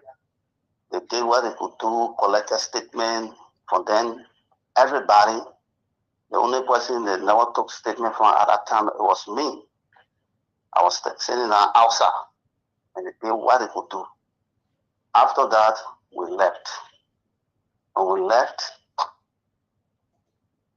they have not been in contact with me, no update, nothing. I was just there. So I was getting information from one Mr. Oxford Brown, who also he's the friend of the aunt. Who I asked him, I said, what the thing? He said, the people say they will call the man and they will call the man to Central. So I said, okay. Later on, one morning in the September 9 in the morning hour, received a call. When I answered the call, it was Brian McGee. He said, this is Chief Brian. I said, yeah, but I recognize your voice, I know. He started yelling on the phone at me. Oh, it is you who lie on me? You lie on me? He said, I don't want to rape your daughter? You lie on me? I said, he started yelling, he started talking everything. So, I didn't talk. I listened to him after he yelled all on the phone. Then I asked him, I said, is that what the police told you, that I don't want to lie on you that you raped my daughter? Or the place you went to get your information told you that I lied, the police told you that I lied on you? I said, my daughter, call your name. She called your name to me. She called your name to the police station. She called your name to the medical center. So what are you trying to say? He started yelling, say, okay, you see what I will do to you. You see. That finished with the case. So I cut off the phone here and I left. When I left, I stood up for long. I called the police. I reported that to the police. When I told the police said, yeah, okay, thank you for telling us. That was all. So I said, no, I cannot keep this information. Because at that time, when it happened, I didn't tell anybody. So I started spreading the information now. Called my immediate boss. I have him informed. I went to the minister proper. I met him. I told him. And that's how the information started spreading. And while I was there at the scene, September 9, in the night, before that night, in the evening, I was sitting down right to the front gate when the DMA called me. He said, Chris, he said, yeah. He said, where are you? I said, I'm at the front gate. He said, okay, I want to see you. I said, now, because I'm at the front gate. He said, no, I'm going to the office, to the minister's office. I will come back, then I will come to you. I said, okay. I said, I'm to the gate. I sat there, I didn't see him. So I said, well, I can't see the minister, so I leave him. I went all the way to gate 15. When I went there, I met the DMA that I was calling me. He saw me and said, hey, Chris, come. One day he said, what actually really happened? When I was explaining, he said, no, you don't have to explain. No, I don't want you to explain. You think how best we can solve this problem? I said, by what means? I said, I'm not the person to be the best person to solve the problem. I have already taken my case to the police. He said, yeah, forget that thing. How we can best solve? I said, but the man who did the act are the man supposed to call, not me. So he said, okay. He talked to me after that. He said, okay, let it be tomorrow. Tomorrow we'll meet. I said, okay, we're there in the night. At September 9 in the night. He left me, he went. While I was to the 15, one of the staff of Brian McGee, the boy working in the office, called him Kofa. He called me. When he called me, I answered him. He said, oh, Chris, there's Kofa.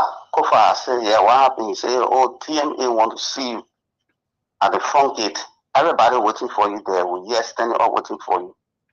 So I said, in my heart, I started saying, I said, well, TMA already left. How come? So I said, okay. While going, I told the people to K15 and say, oh, one boy working in Brian office just called me and said, TMA want to see me. So I'm going there. So okay.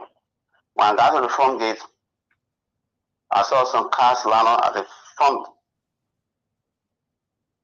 So I was like afraid, and I didn't go there. I stood to the gate and started looking and said, but where is the man that was calling me?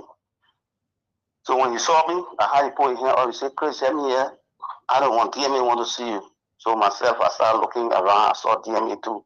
I walked. The DMA too called me and said, Chris, let me here. I walked to him. When I got there, he said, no. Now Brian want to see you. Yeah, Brian.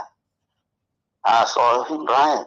Brian, my sister, he started talking to me, apologizing to me, begging me to leave the case, and we're talking in-house.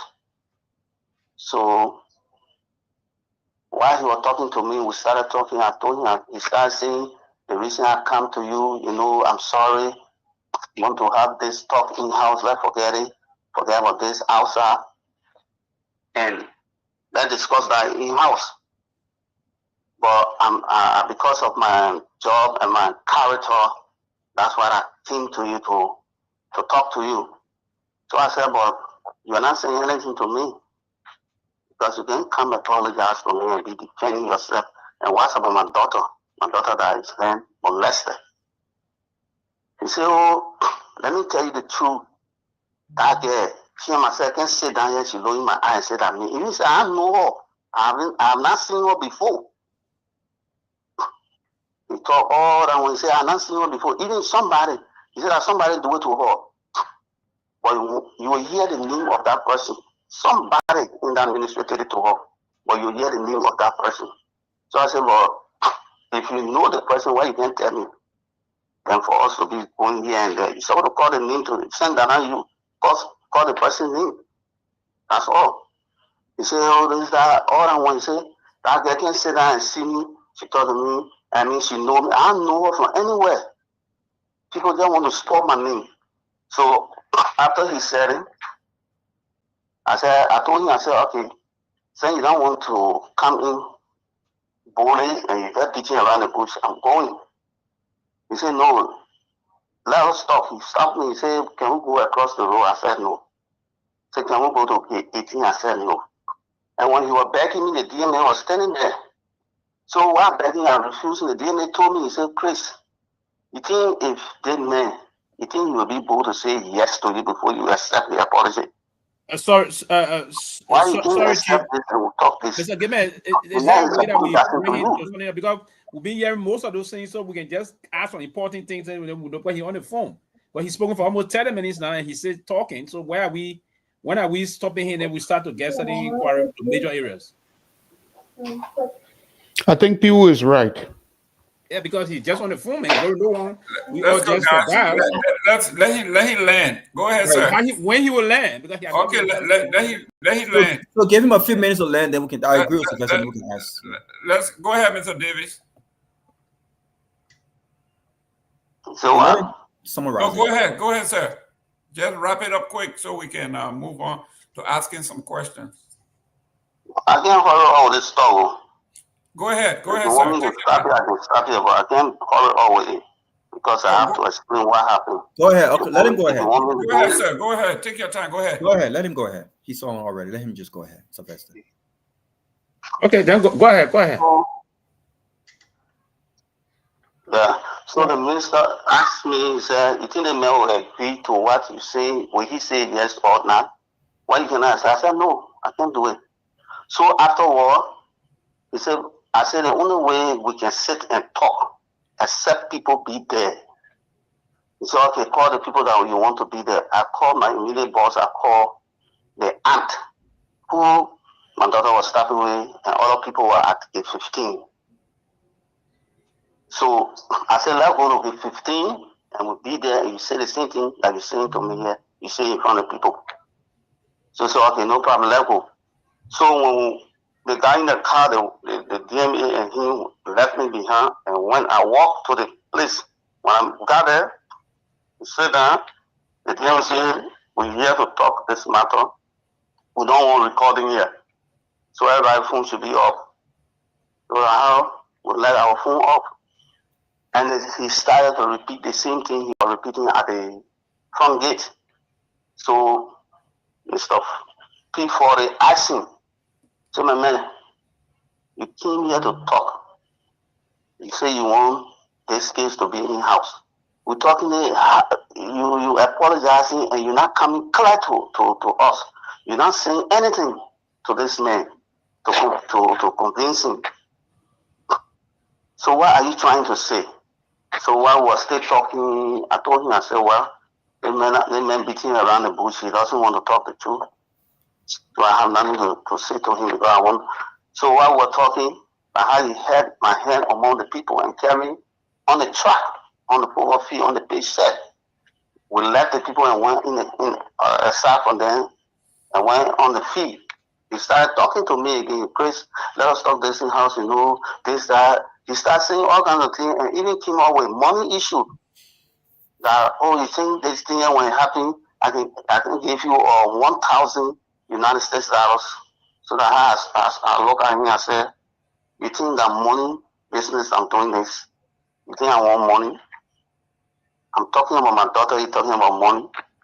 I don't want money. If I wanted money from you, the time my daughter told me, I'm going to tell her, close your mouth. I'm going to meet you privately and talk to you. But I don't want anything from you. I think about my daughter's future.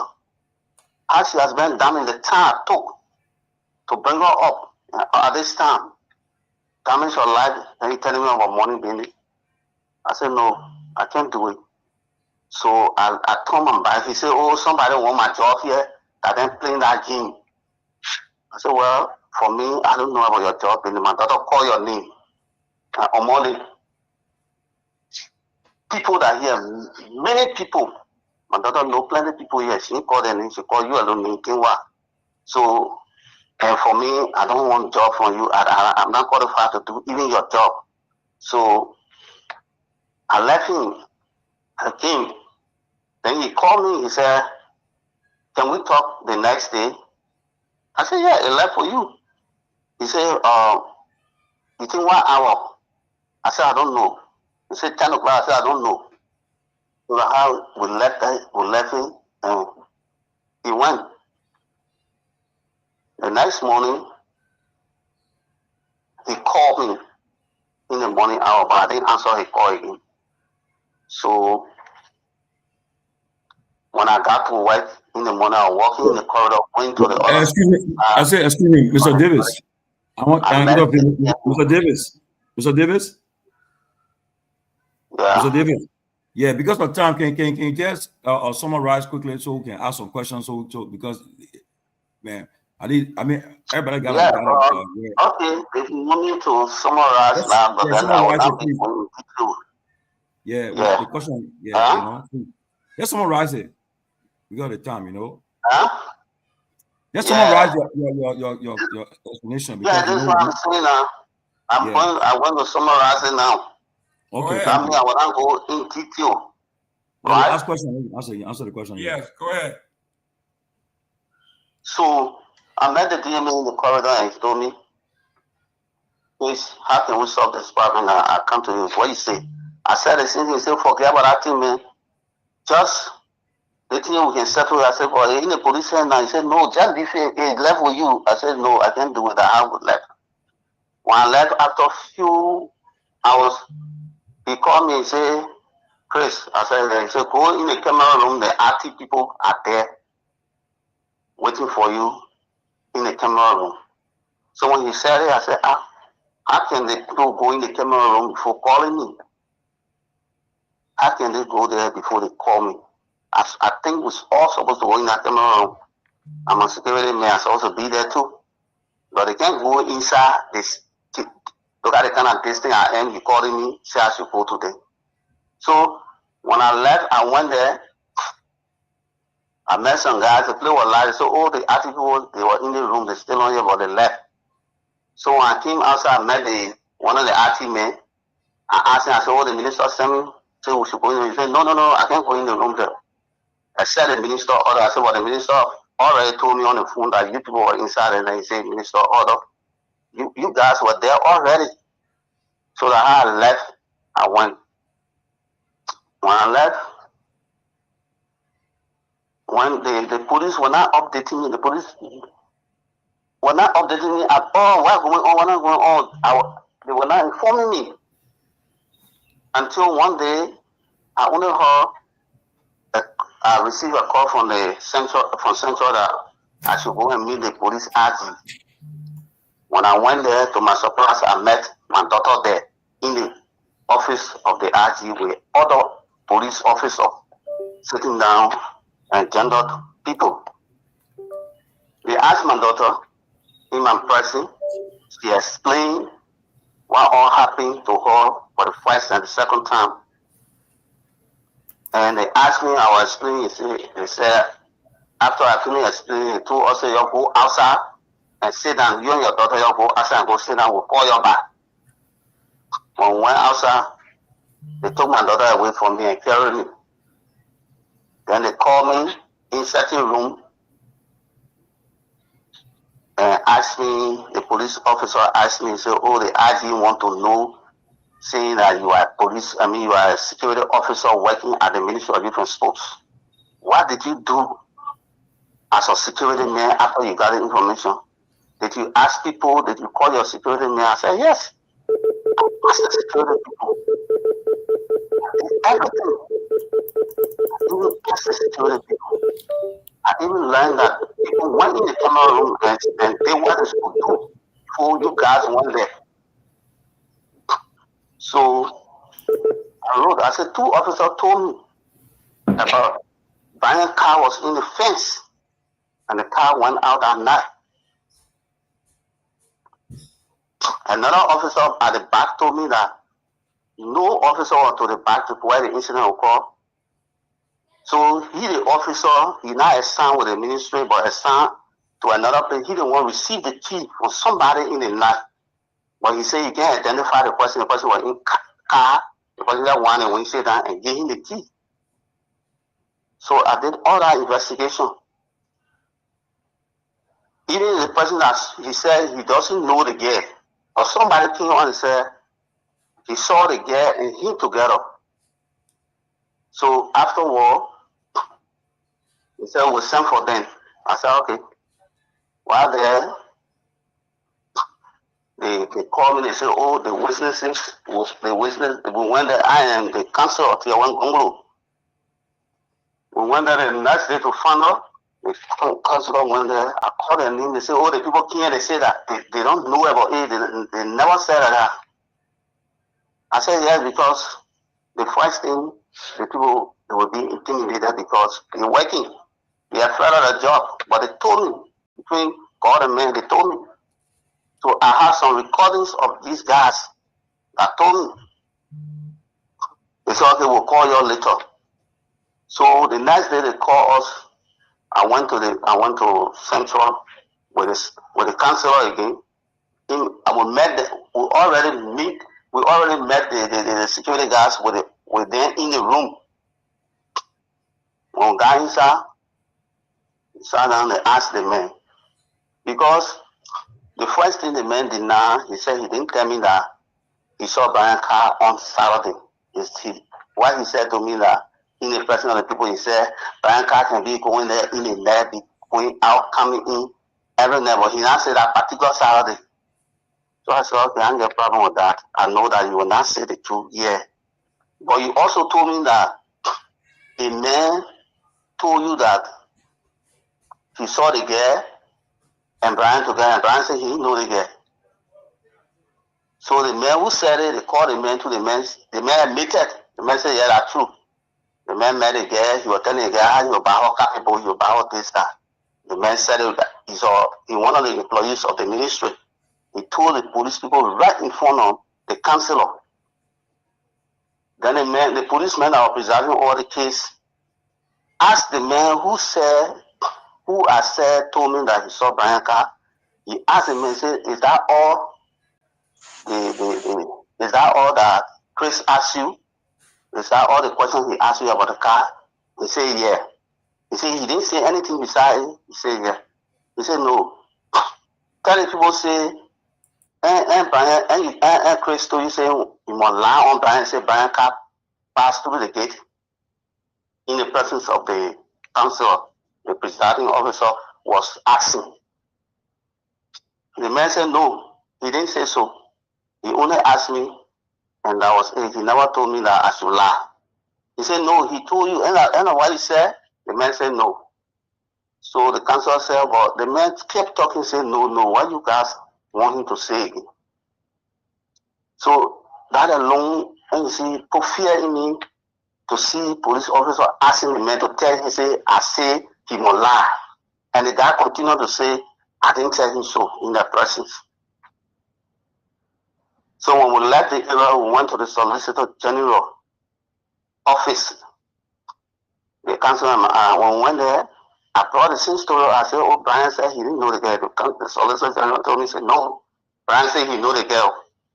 He said he can go there. Someone children can be to the place that he can share money on Monday. I said, no, he didn't say so. The council was also there. So the house left. And the case started to go like that. Can't understand the thing and go to the police. Nothing. They can't tell me. Anything I say, they say that are false. They will back Brian. And Brian, since the case, I didn't see Brian. Only 2 different times I see him from that time. But anytime I go say something, they say, no, Brian didn't say so. The police then second be defending the man. They say, no, la. The man says this, the man said this. The man told us that he was not in town at that time. He last said he was not there for the first time. Then they say he was on Alpha P when he told us that he was out of town. All that one was saying, they said that lie. Only he alone saying they were believing. And nothing, they got anything I say, they said that lie. The white Brian say is what it is. And my daughter is in their custody while this young man was not even arrested. He was just passing around, doing everything for himself, free. Only I alone was going to the station talking, and when I talk anything, they would defend him. They said that lie. Until today, I heard that the IG came on air and said the man is not linked with the case. After, for the first time, when the IG said that it is true that the guy has been penetrated, and she has been penetrated, and she has been consistent in her complaint, explanation, to come back and say that the man is not linked with the case. I was shocked. Okay, so you can just hold on, and then our panelists can just ask you a few questions, and then we can just cut it off. Yeah, you can go ahead. Okay, so Mr. Gayman, you can take it from the end. Great. We have quite a folks here, so let's limit the question. This time around, we're going to limit to 1 each. And please don't ask questions within a question. Let me start with Mr. Pewee. We'll go from right to left. Honorable Pewee, your turn. 1 question.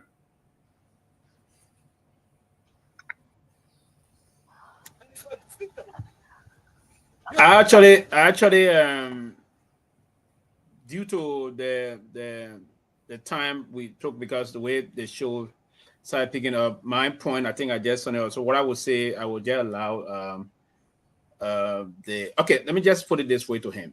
I listened to all what he said, and I thought he was going to push out a certain area. So what I want to know from him, he said when he and Councilor Gongloe met the last time, that Brian McGill allegedly promised to give him money to bury the kid. He said he got a recording. I want him to tell us if he got a recording, if he can avail the recording to this platform. He stated clearly that he got a recording. Brian McGill went appealing to them to have it set up outside. So I just simple thing. That's not no point tonight. We want that recording from him so we can help him amplify the recording if it is true Mr. McGill asked him to do that. That's all my point tonight.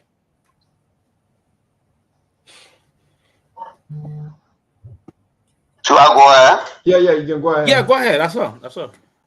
Yeah, when I explained, I said when Brian McGill went at the complex in the net on September 9, he started begging from the front gate, and I told him no, people got to be there. When we got to the place, the DMA said we should not record, our phone should be off. I didn't say I recorded him. I did not say I recorded him. If you listen keenly to me on my explanation here, I didn't say I recorded him. I said the DNA said we shouldn't do recording. Everybody's phone should be off in the presence of the people. And so our phone was off. And he called me aside from the group and kept me on the page to talk to me about the $1,000. I didn't say I recorded that. Okay, thank you. Okay, Tomalin.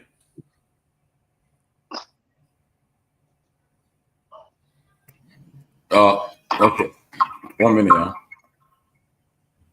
Okay. Mr. Davis, how are you today? Let me first of all say that I'm in empathy with you and your family for your daughter. I know no father wants to, especially somebody like me who have daughters and sisters, no one want to see that the child goes through such event, an ordeal. We pray that whoever tamper with your daughter will be brought to justice and prosecuted to the full extent of the law. My question is, as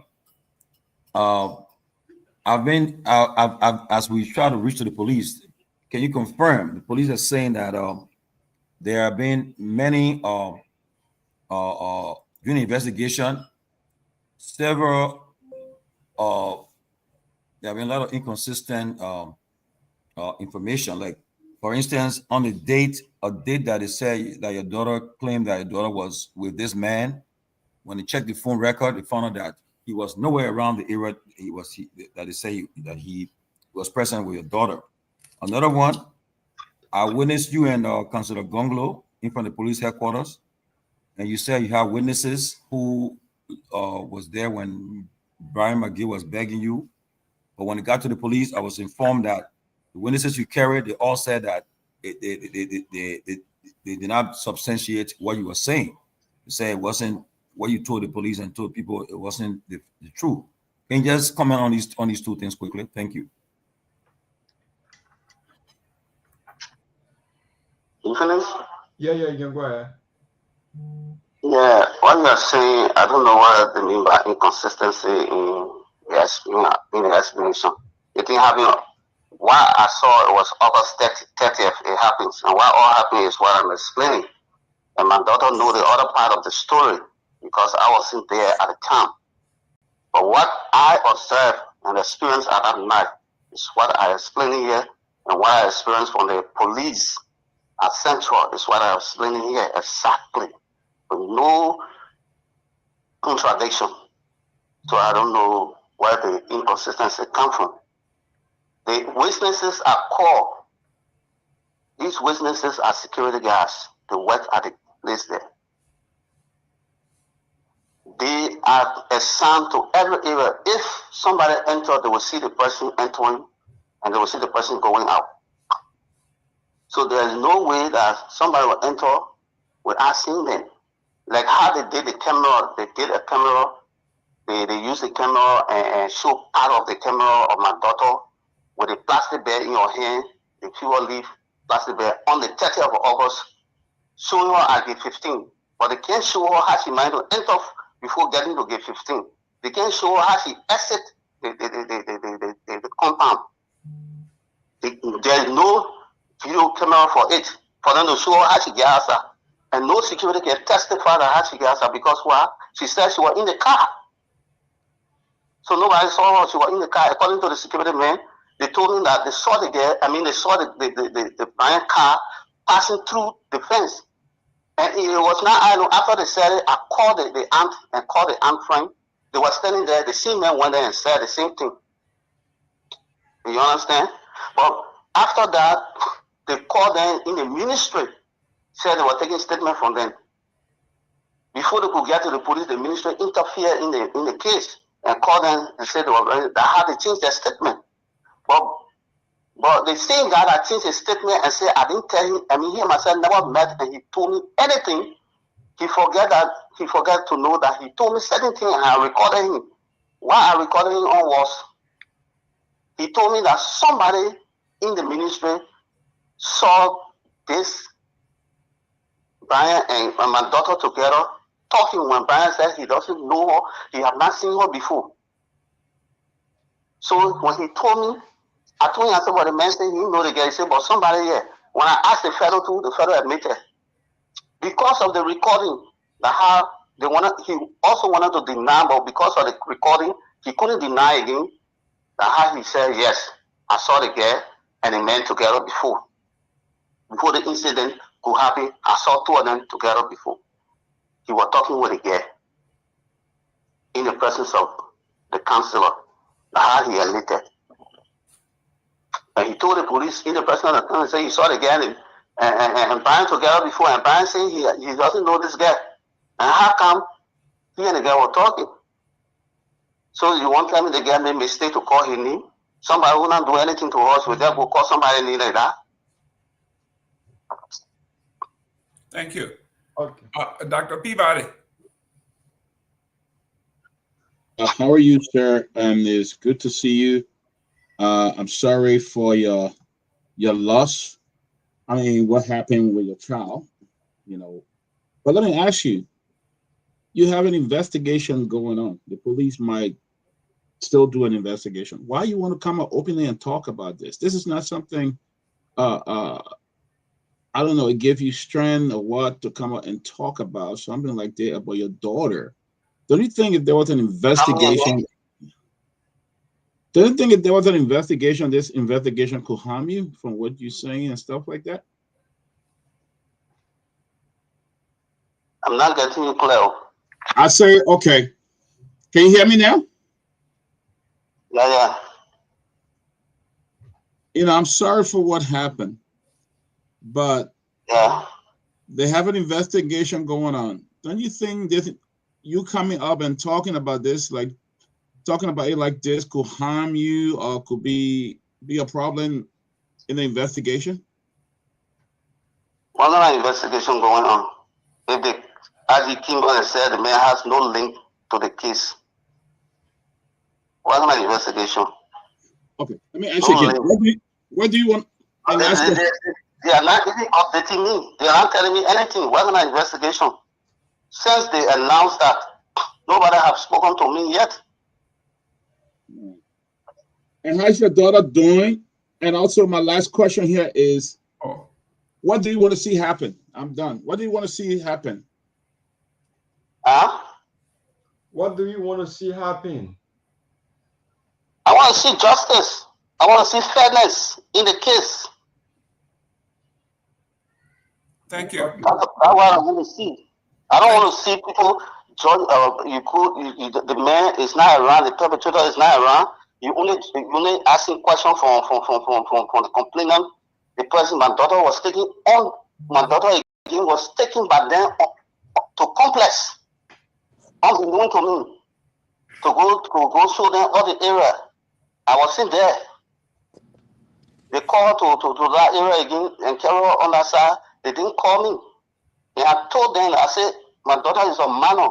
She's a little girl. So anything you're supposed to inform me. Let me be there and hear what you will say.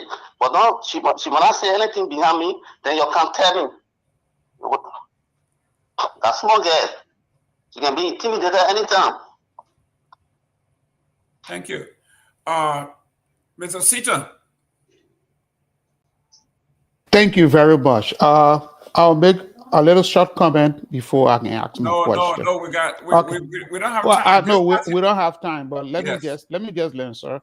My brother, thank you for taking up this courage to call on the show tonight and to explain your ordeal and the unfortunate situation that happened with your daughter. My question to you, I just read and I read it before, I just went over again with the RG press statement that he made that there is no phone record to link the accused individual, Bryant, to the crime. My question is the police only looking at the phone record? What about all of the evidence, all of the investigation that was conducted from the initial stage of this ordeal?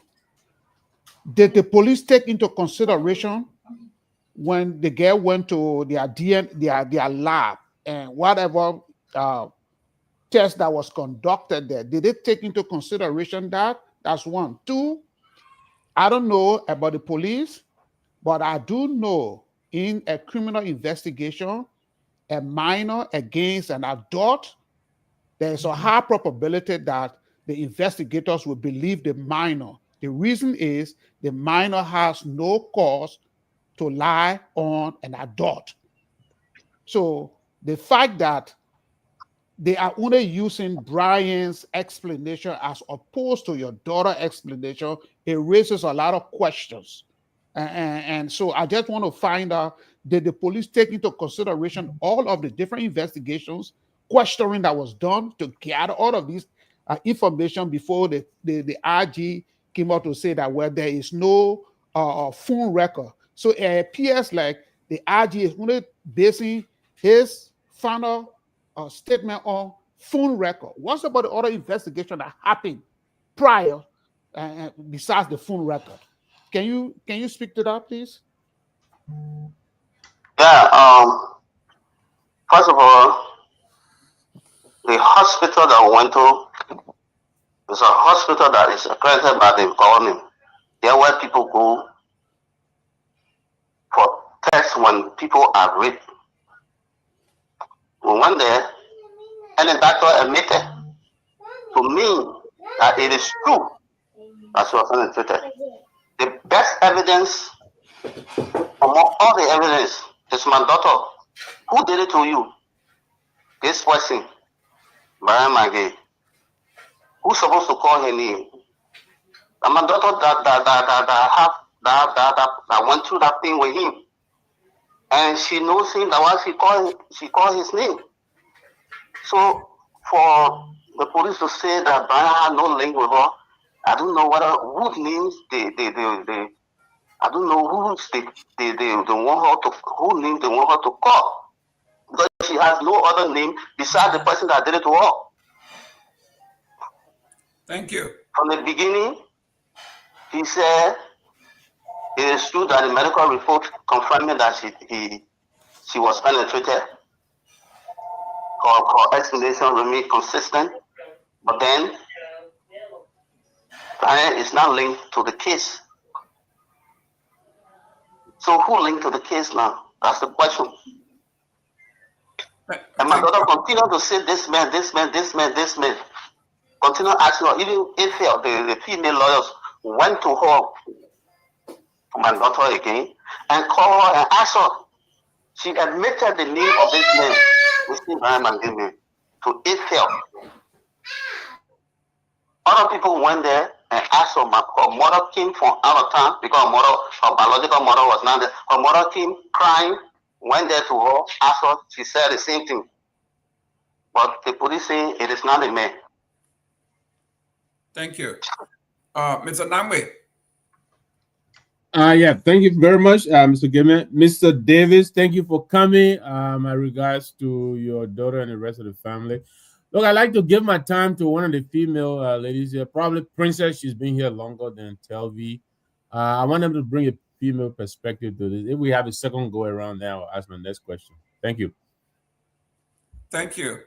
I want to be consistent here. Thank you very much for giving us your time. Robert Garguah. Well, I just want to say, Mr. Chris, I think that's your name. I want to say on public radio, I believe you.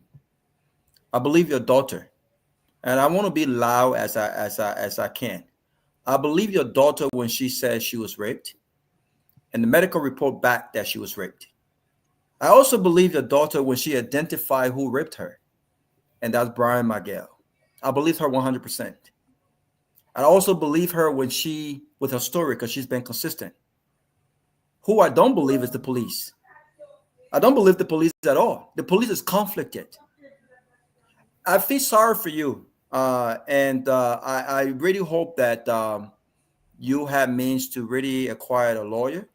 The fact that the police are having conversation with your daughter without your consent raises a lot of questions, especially the fact that she's a minor. How does the police have can get your daughter without your consent? I mean, this is a 14-year-old, 13-year-old little girl. Why are you talking to my daughter without my consent? Only in Liberia this happens. Why? That won't happen in any other country. This won't even happen to my daughter, even in Liberia. So it's unfortunate. And because of time, I'm not going to ask you any question yet, but it's unfortunate what's happening to you. And I know that the nation is watching. And the standard that we are setting is going to come back to bite us. It's your daughter today, but it could be someone else's daughter tomorrow.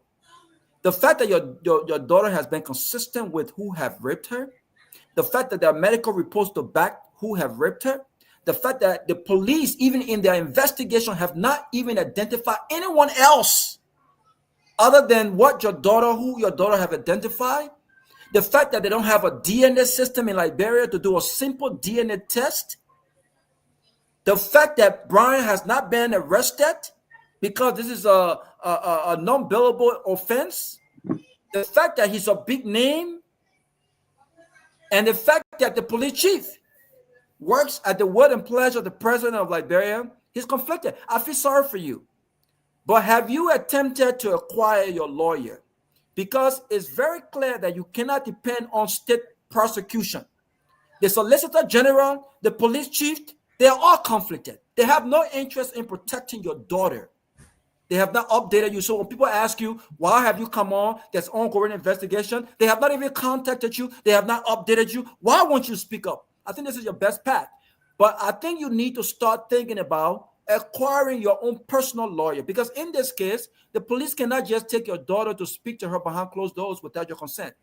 I feel sorry for you. And I'm so sorry. I'm so sorry, sir, that you have to go through what you're going through, not in a foreign country, but in your own country. I'm so sorry. May God bless you, and I have you in my prayers. I'm so sorry this has happened to you.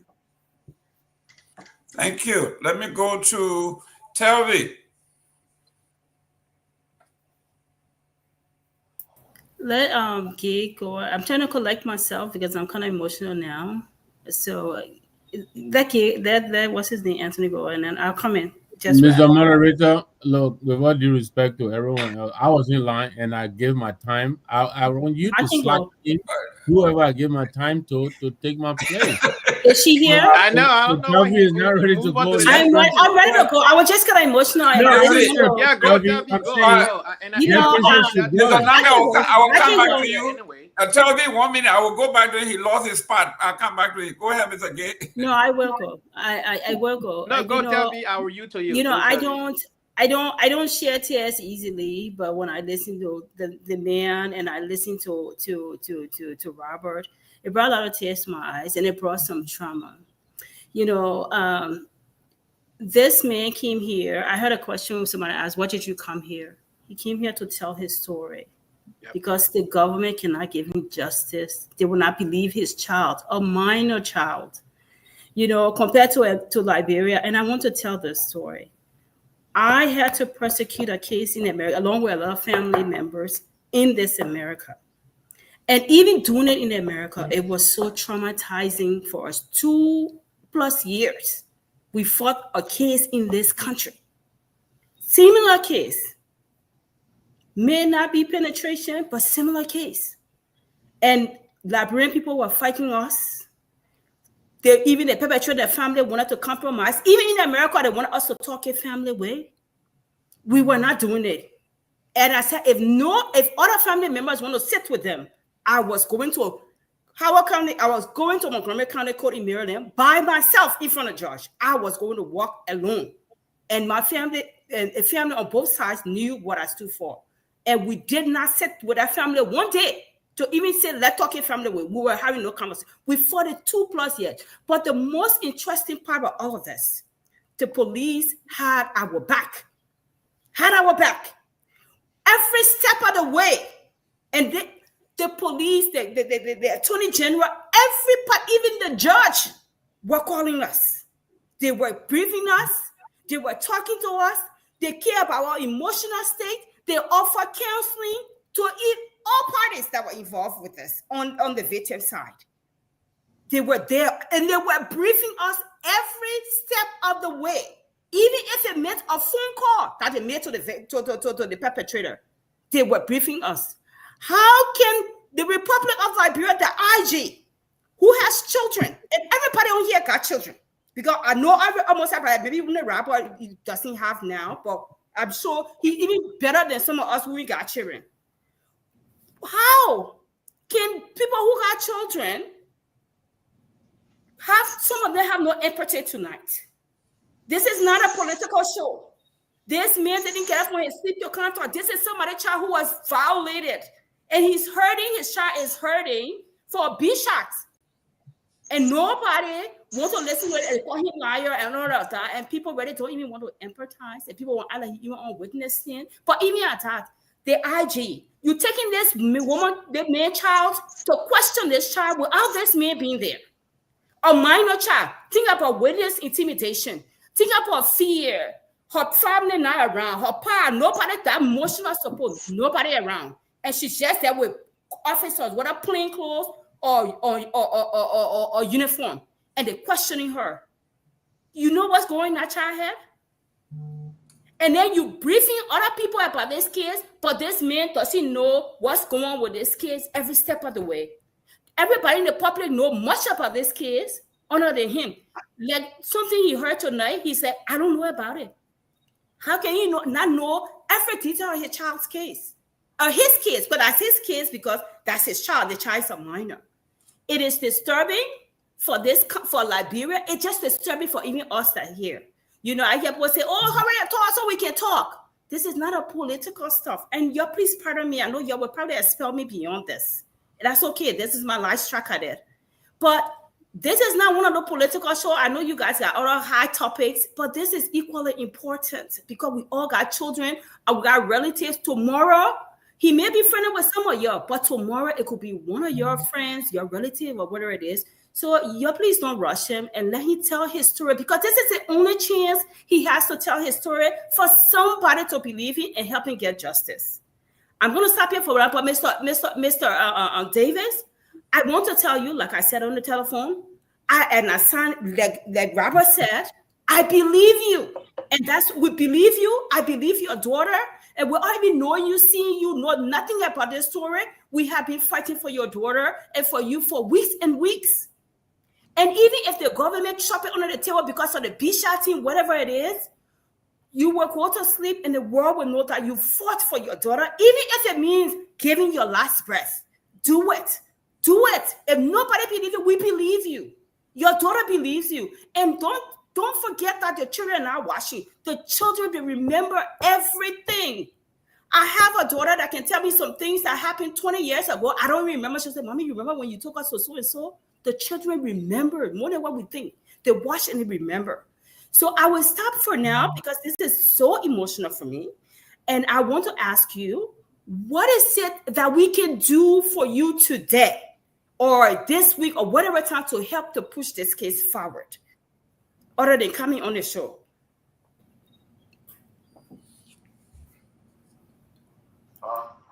Thank you. Yeah, I actually anybody to actually help in this process, this case, to find justice for my daughter. Because women, they feel that they hear the name security man, so they all overlook me, and because I'm not maybe connected to them, so they all downplay me. If I the one, God forbid, did it to any of them, child, by this time, I would have left that ministry long time, dismiss me, and put me in jail. But because it is minister, it is part of them, it's part of them, so they are dragging my case, and without taking action as they promised me that they were going to arrest the man, but they never arrested him. He's a free man when my daughter stay in their hands and her school year passed. I have to go there a few times to patronize them because she told me that she was sick. Her stomach it was hurting. And I asked her whether since I carried her there on the 12th of September, she had now taken treatment. I have to talk to them 3 days ago now before they were able to take her to the same place where they did her checkup for treatment. And they said she had malaria and infection. According to the result they showed me. So if I am coming to ask and find out that she was sick and this and that, she was going to be over there with her treatment. And if, because my daughter said that the man threatened her with knife, said there's a keyholder on his side when he was about to rape her for the first time, to pull out the keyholder and press it and left him from in that keyholder and told her that the day you talking, I will kill you. So if my daughter, the way I was looking for her down there, if I come to find her body laying down somewhere, I had to come to say that I had to come to take my case. After I have run to them, they are the people who are supposed to be saving people, but now they turn their back on me and only believe in the man that did it at. Is your daughter in police custody? I'm sorry, Mr. Gayman. Is he saying that his daughter is in police custody? No. With the government, not in custody, but with the government. Why is she with the government? The government, yes. Why? Wow. So my daughter is not in school. She's sitting down the whole while with them. Nobody calling me from the ministry. Nobody calling me from the station telling me anything. The only thing now, those are in favor of the young men. When they see me, they will just be throwing hints, saying all kind of things. Saying all kind of things. Wow. Okay. I would lie on the man. I is not a man. All I want, they will be throwing hints at me. If I was not a man that had patience, I would have done something different. But so that's it. So I want you people, everybody, to actually fight for me. Find means this case. My daughter will not just get her and point finger at that man. No way. I've asked my daughter, her mother continued to ask her. She said the same thing. If people went there to find her, say, let us go there and go after there. They called the girl in the room and asked her. She said the same thing. And the woman said, I feel for the lady here. She was crying, telling me everything about what the man did to her. Hey, the police number and say, it is not the man. Thank you. We are fighting for justice. I want my daughter. This case will not be thrown under the carpet like that. Thank you. Let me go to Princess. Princess, you are next.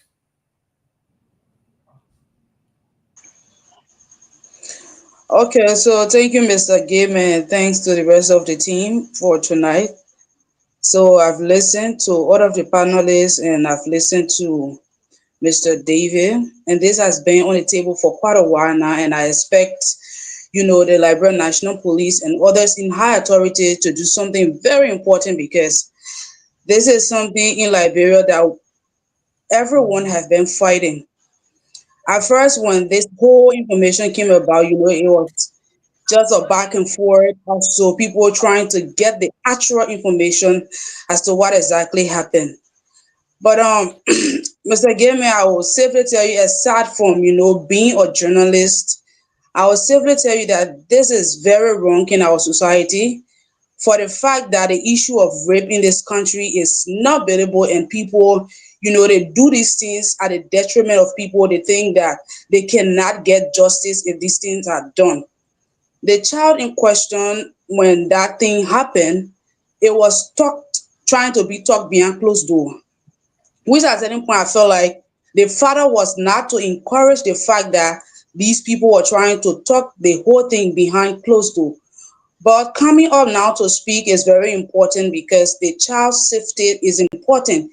And even those who knows the father, they have already, because that child is somehow traumatized. That child is being stigmatized. This is a society that stigmatizes people for things that happen to you.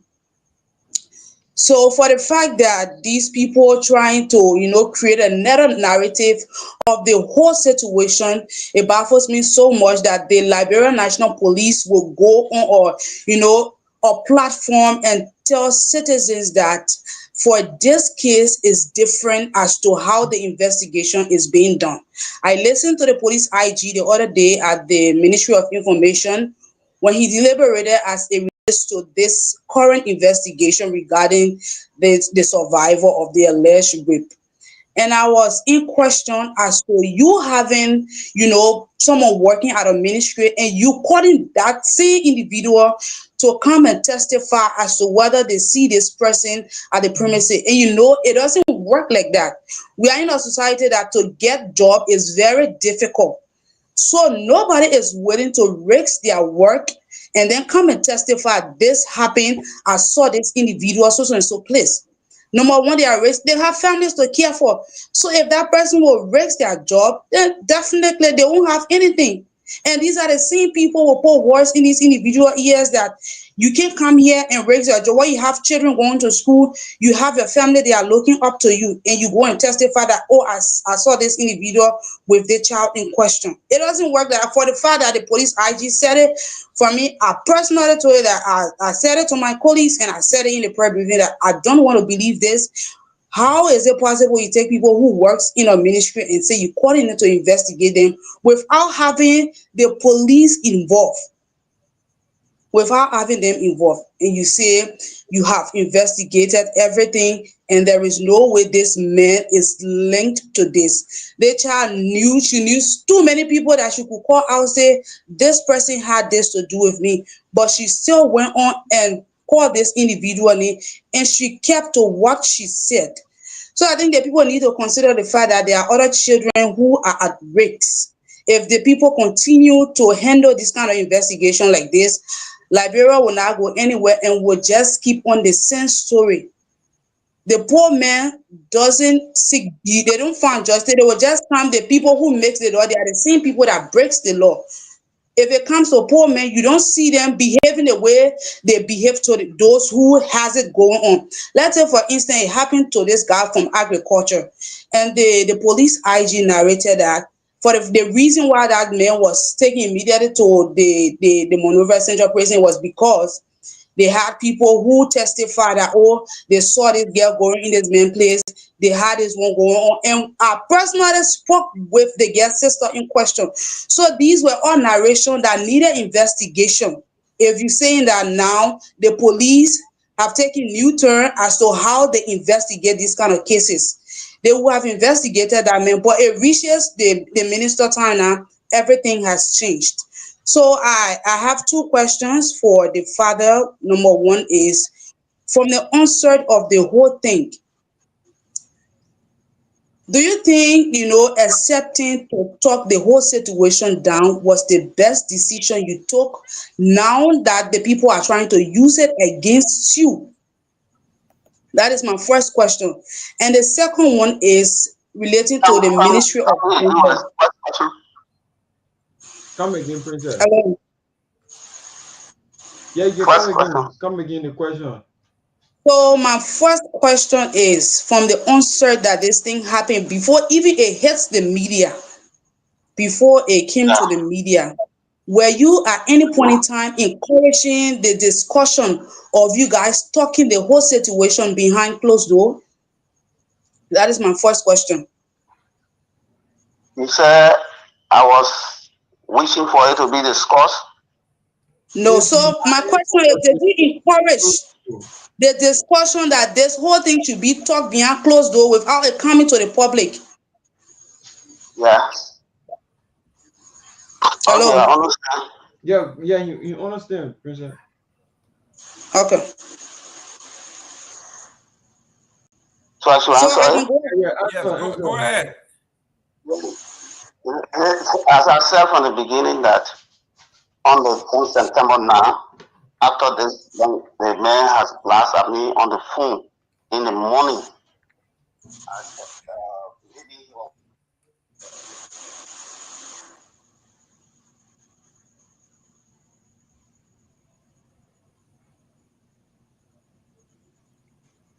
Did we lose him?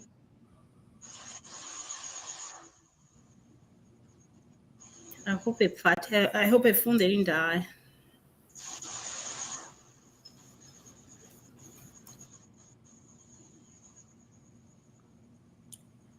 Well, Mr. David, are you there? No, I think mine is off, so probably you will be off as well. Can you please come in a little bit because Get the best of new. What I'm saying? yeah. Yeah, I said the young man, the Brian Gayman man called me in the morning. I believe that he was passing on me to be a threat because he's a minister at the ministry of schools where I work. So he felt that when he shout at me and do anything, I will succumb to him and be a threat. But when he noticed that I was not a threat, that's how he came back to come and apologize and said that we should be doing it house. We should do it house. And that's why they called. He called me that night. He called me that night to beg me. And I refused. Because what happened to my daughter, I never expected it from that end.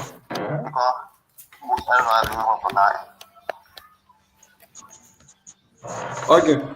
Okay, so lastly, I have a last question relating to the Ministry of Gender. So what is the Ministry of Gender stand in this whole case? Did the Ministry of Gender at any point confirm to you that this child in question is they're being tampered with as the narration is going in the media? Well, when I took her, they came for her in the morning, I took her there. They asked her and she explained everything to them. But every time I called them because even though they don't call me, they don't even talk with me too. When I call, nobody answer me. Sometimes I call, nobody respond to my call. Because they told me that if I want to see my daughter, I should tell them 1 day ahead before we can go for her to where she is. 1 day ahead? Yeah, I should tell them, say, oh, today, tomorrow I'm coming there. Then they get prepared to bring her the next day. Like today, like the next day. So that's what they told me. I should tell them ahead of time. Is she a prisoner? Before they can bring her to the ministry for me to see her or talk with her. So I don't call there again because I get my own daughter to see her. I'm a tell somebody say I want to see her. I know. They can bring her and that. So they're keeping her there, and they kept telling me that, oh, pray to God, things will happen. We're fighting for this case. The case will not be like that. That's the only thing they can tell me. But I don't see any effort at all. No effort. Okay. Let me go to Mr. Gay. Yes, sir. So, Mr. David, I want to say thank you for your courage. I want to say thank you for fighting through. You have a perfect case. I have suggestion for you. I don't have a question for you. They may tamper and destroy DNA evidence. They can do that. One thing they have absolutely no power over is something we call polygraph test. In other words, it's called lie detector test. They have absolutely zero power over that. So going forward, I have listened to you 3 times. I can kind of memorize almost everything you have said because you have said the same thing over and over 3 times. I listened to you on Focus on Liberia. You said the exact same thing you said here tonight. On another platform again, you said the exact same thing. You even mentioned that Brian McGee get $200 Liberian dollars. She paid $50 for motorbike and $150 Liberian dollars left in her hand with the clothes and everything was taken by the police. Is that correct? Yeah, we give it to the police. Or clothes or torn clothes and the 150 that remain, we give it to the police. Aha. So it's not my first time listening to you, right? Like I said, I'm a good listener and I can almost kind of recite everything you have said relating to your daughter. So going forward, the first thing you need to do, if you don't have it now, have a mobile money account and find a lawyer and we'll raise money for you. We will sue the Liberian government, the national police and the government and request your daughter to be brought home. She is not a prisoner. Request that your daughter be brought home. She is not a prisoner. She is a victim. she needs to seek psychological help. She have gone through a lot and going through a lot right now. And the worst place she needs to be is with the same people who are not protecting her and who are not giving her justice. We can fight the government without them holding your daughter. What is your question? I don't have a question. I'm giving you a suggestion because I've listened to him 3 different times and he has been very consistent on 3 different platforms. Thank you. But Mr. Gayman, 10 seconds, please. It's also interesting that this man, they tell the man to give them 1 day notice that whatever one-way house or safe house that they have this man's daughter at, that he's not free to go and visit his daughter there. And when students are in school, even with this case, that this child is not in school, this girl is not close with her family where she can get family support, but she with strangers even during this time. And her own father, who's fighting for her, does not have that open access to his own child. Come on now, to the point. She's not a criminal. She's a minor. Good grief. Why? He's not a bad father. Okay, great. I got a question. I got a go ahead a question. Your name and where you calling from? Hello? Yes. Your name and where you calling from? Yeah. This is Kehleboe Gongloe. I want to talk to Chris, the father of the girl. I want to ask him one simple question. My question is, since he knows former Deputy Minister Brian McGill, does he know anything about him beyond working at that ministry? For example, I'm interested in knowing whether Brian McGill is a member of the Masini Club in Liberia or UBS, those 2 organizations in Liberia, whether he's member of one of them. And those are the problems for in the country.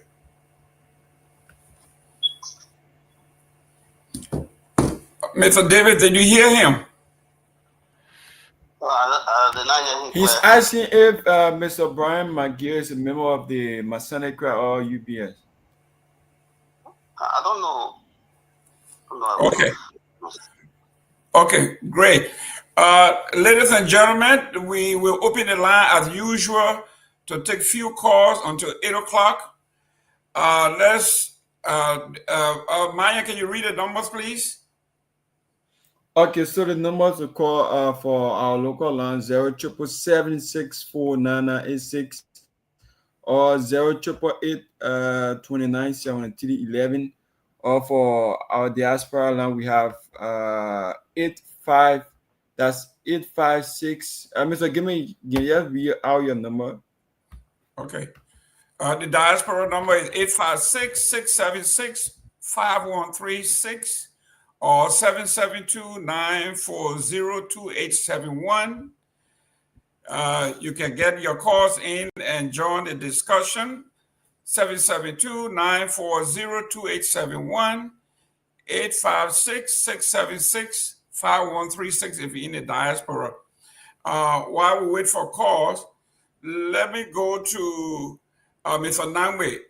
You have deferred your time. Yes. And I thank you very much for coming back to me. And thank you, Princess, and also Telvi, for your input.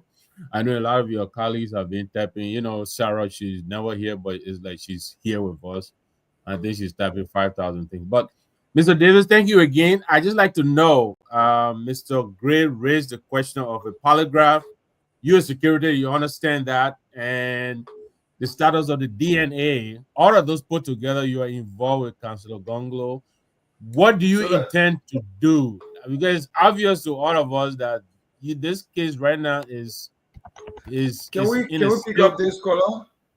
Yes, go ahead. 1 minute, go ahead. Let's see where we can pick up this call. Yeah. Hello, caller, your name and where do you call from? Hello? Hello? Yeah, your name and where do you call from? Okay, make a point. Yeah, actually, I've been living in the hospital for a longer time.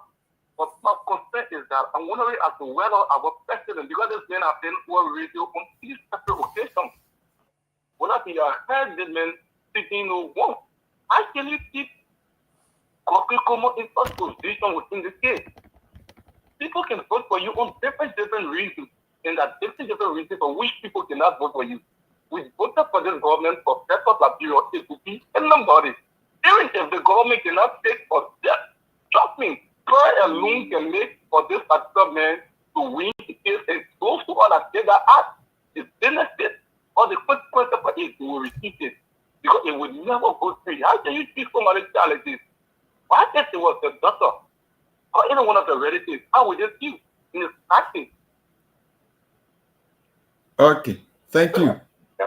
Yeah, Okay, 077764986, 088297311, and we also have our diaspora line. You can put your course in 856-676-5136 or 772-940-2871 are the numbers to call tonight. So you can go ahead, Mr. Nagbe.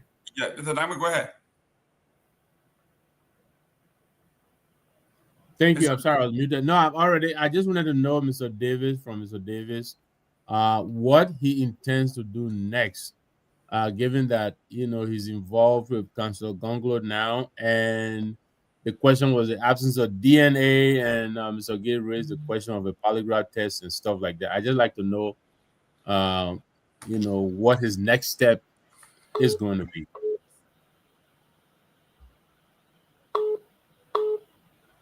Okay, let's see if we can pick up this next caller who is on the line here. Hello, caller, your name, where do you call from? Hello, my name is Robert Uwongbe. I call from Ghana, Topoh village. Okay, make your contribution tonight.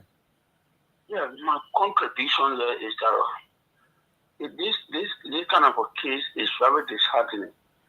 My parents I was once a police officer and I got pension. But I mean, you want to tell me the ID does not know better? That it is somebody else's charge that you're talking about? What if that has happened to him? But the next thing I want to ask everybody to whoever I want people to talk to that should be our president of this country. The president himself, I'm quite sure if that thing that is going on now happened to his grandchild, and by this time, we will make sure whosoever responsible will face justice. Why is it that they are doing it to this guy? So, I mean, I beg you, those of you who have been listening to it, I was saying, but whatsoever that those ladies, together with some of those guys over there in the United States, are talking about helping this guy. You guys got to do everything possible so that this is where the people treat in the country. Can you imagine a captain of the Liberia National Police like me who work for government for 29 unbroken years?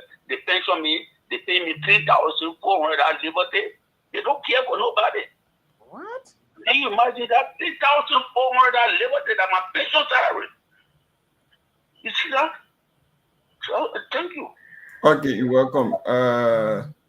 077764986 +231 777649986. Let's see where we can pick up this next caller who is on. Hello, caller. Yes, good evening. I'm okay. Your name and where do you call from? Yes, I'm Franklin Small and I call from Pomain Street. Okay, make your point. First of all, I just want to say sorry to my brother down there. I see his pain. So much distracting to hear this kind of a thing in our country here. It's sad, very sad. I'm like so much emotional right now that I cannot even say much. But this is just a call, a national call to all human rights advocates. Please come to the aid of this, our brother. This is the issue that needs to be brought to both. Please, come together, raise this flag that people in other places will come to it. And I want to ask this question to everyone of us. For me, I'm now a law practitioner. Does the police have the right to adjudicate such case like this without going to court and come up with a final verdict? Okay, thank you. They will respond to you. They will respond to you shortly. Okay, so let's see where we can pick up this next person who is on the line here. Hello, caller, your name and where do you call from? My name is Sanvee. Please be audible. Please be audible. I said my name is Liberia Cindy. Go ahead. Calling from where? Chicken factory. Okay, go ahead. Yeah, you see the issue. I listened to the brother, and I listened to the other panel talking about looking for a lawyer. Yeah, it's good to look for a lawyer, but in my brother, the justice system has died because even the Supreme Court to the lower court, all the guys have been compromised on the issue the cases in the country. Now, for me, even you look for a judge or lawyer from America, if we're here now, who will preside over the case?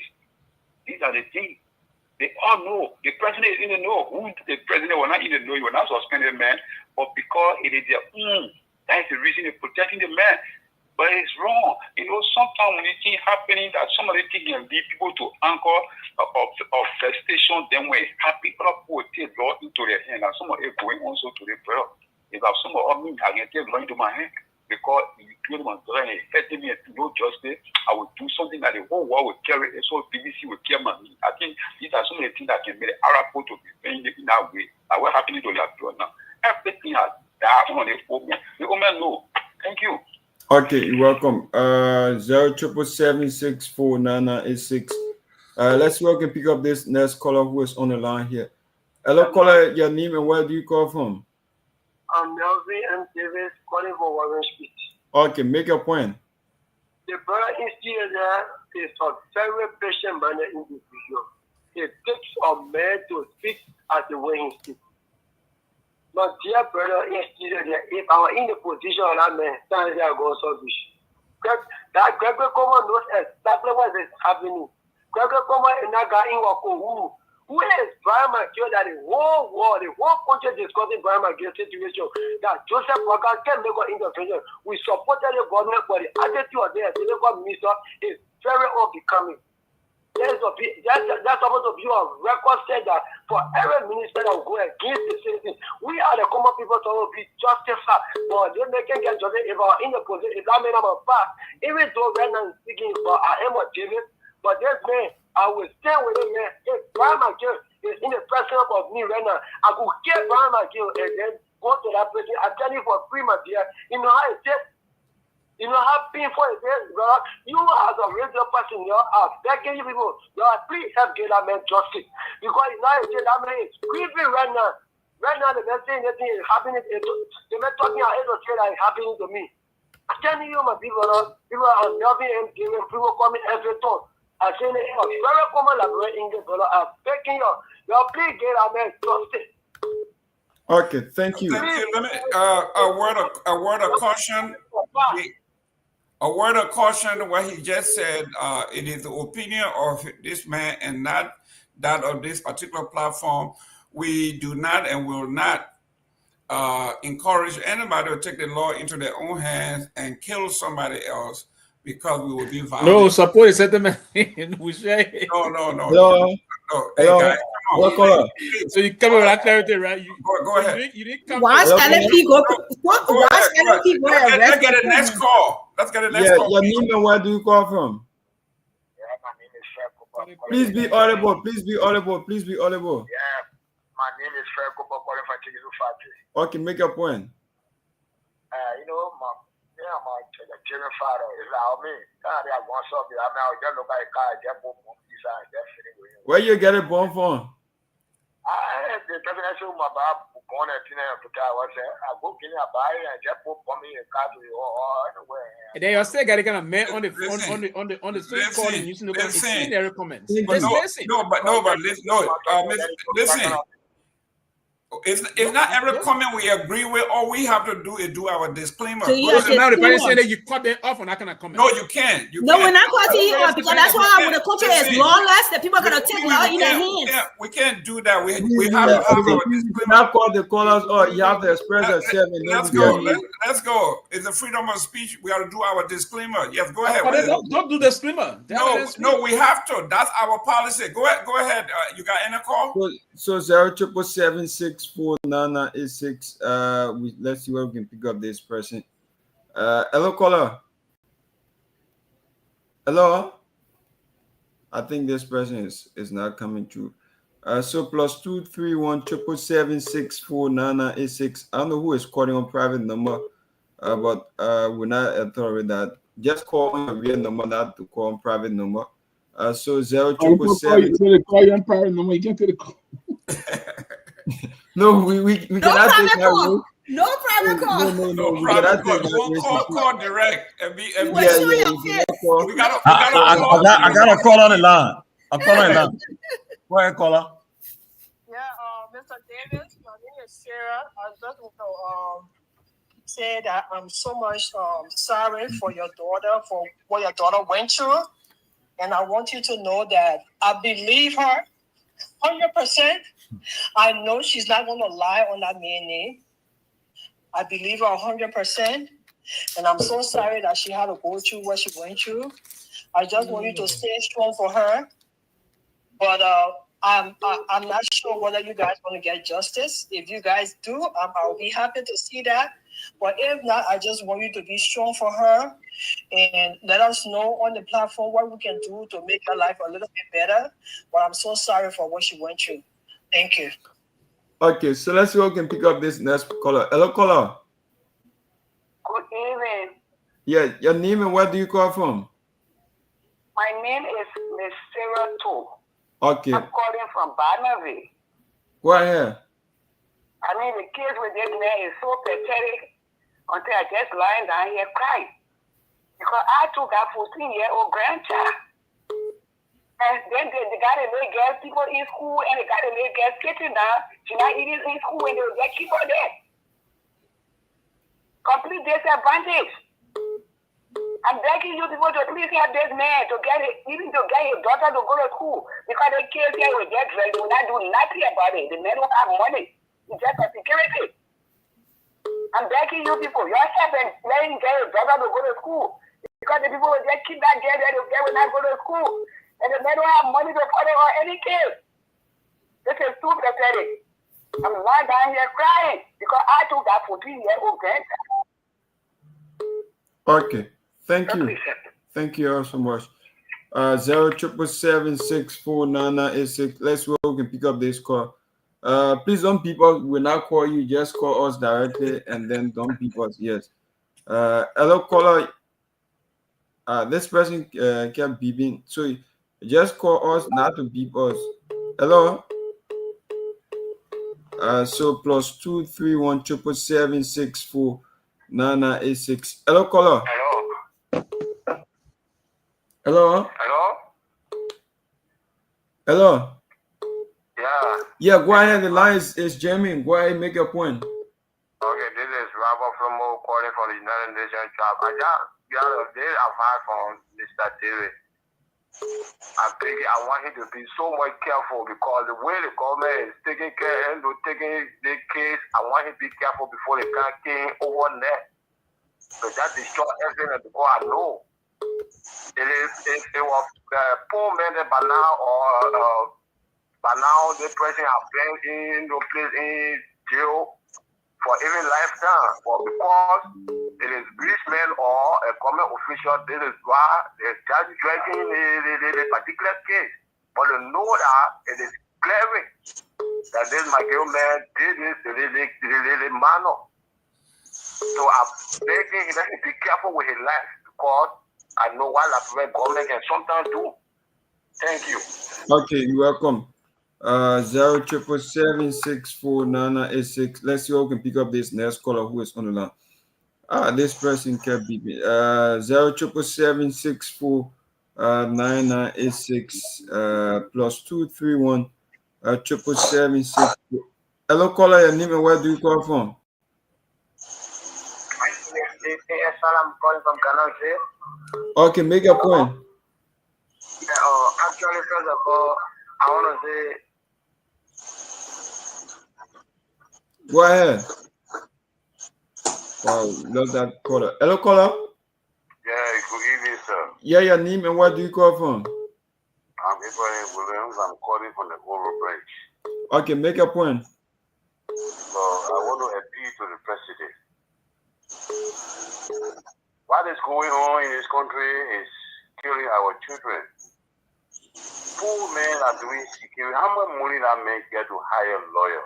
And that man attempt to even who lawyer and the money that they will charge him, it will make you master that man will be confused. You will not even know where to start from. So if the people want to help you, man, it's a $5, it's a $2, it's a $1, we're going to do and ask Joseph Waka to prosecute that man and make out with justice. If they don't do it, it will continue to happen and will just be going under the table. So we appeal to the government to take charge of the kids and make sure those that do the things will come to justice.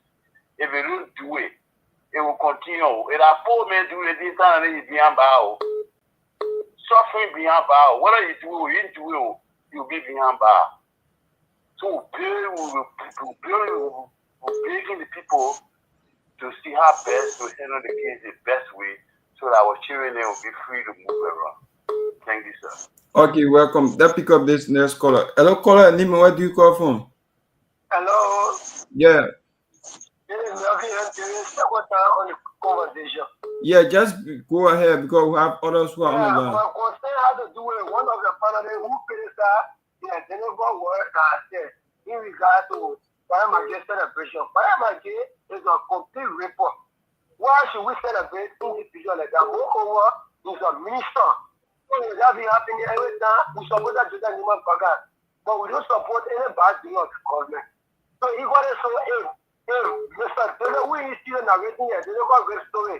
David was my father, although we had the same last name, but I believe that we don't have any relationship. But it's very my father. Thanks to Brian McGill being killed. I people never see a New York thing was Brian McGill. I started to do it, Daddy. Brian McGill is glad and going and he saw you. And the second time, he saw you. I'm telling you for free because it's very well. I don't know even how to describe it. Because people celebrating Brian McGill, even that's one of Seleke Kromah. We cannot tolerate that. We cannot tolerate that stuff. We should celebrate Seleke Kromah. Cut him off. Cut him off. Thank you. Why you getting the man on the phone? You're like, you're gonna mess anything. You can't call him up. You can't call the IG to the dog down. You can't do that. No, y'all said the man was saying, I was disclaiming. No, he can say what he want to say, but he can't call the man daddy dog. These kind of people come to say, come and keeping on the show. I mean, it's getting disgusting. Mr. Kai calling from UN Tribe. Go ahead. Yeah, actually, what going on in this country is very ugly. What I mean generally is very bad. And some of them we are facing on that situation to get our children. They are not going through well. Now, young men should be prosecuted by the Liberia government. And Joseph Waka for one of the reasons who voted in the power and one of the reasons there. And they listen to everyone according to here today. They want to take action on them. They make sure on the act on a particular child, they look at you to go free. It's not fun. They come who I know me and deal with your according to the law. They want to have the man and my even have the legend. They where's the child? The child EP and the child is not. We haven't seen the child. So my boy, please come down. If anything will all can come together, we rather and see how we can generate money for that poor man to fight a case. Okay, thank you. Thank you. Let's see how we can pick up this next caller. Hello, caller. Yeah, hello. Yeah, how you doing? Your name and where do you call from? Okay,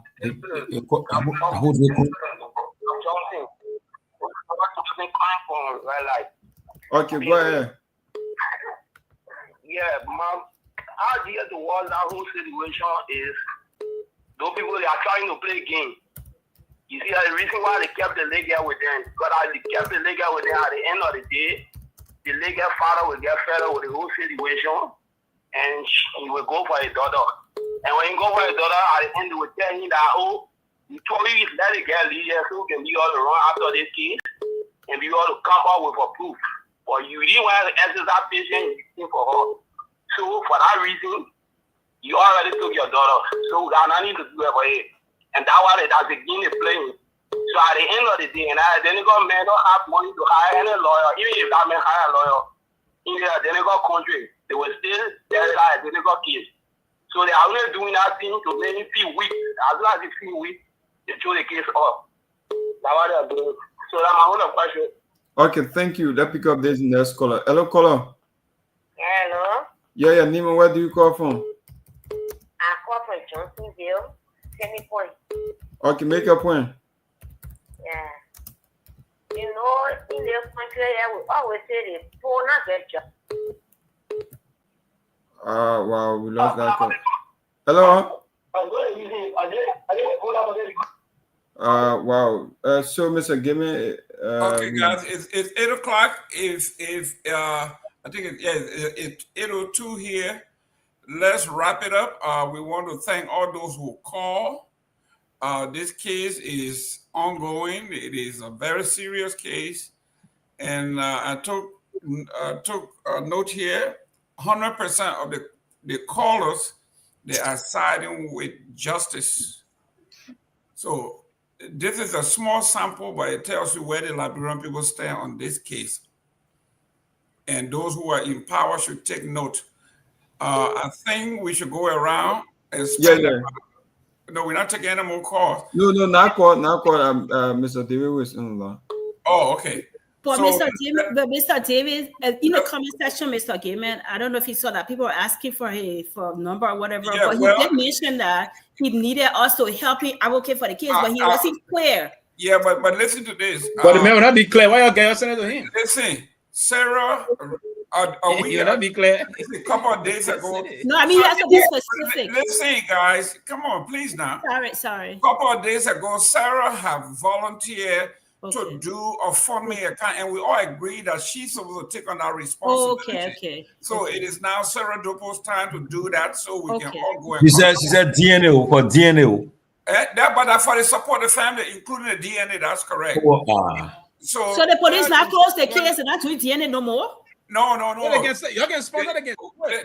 What mean y'all? Why should we take first of all? Please stop. She said the police.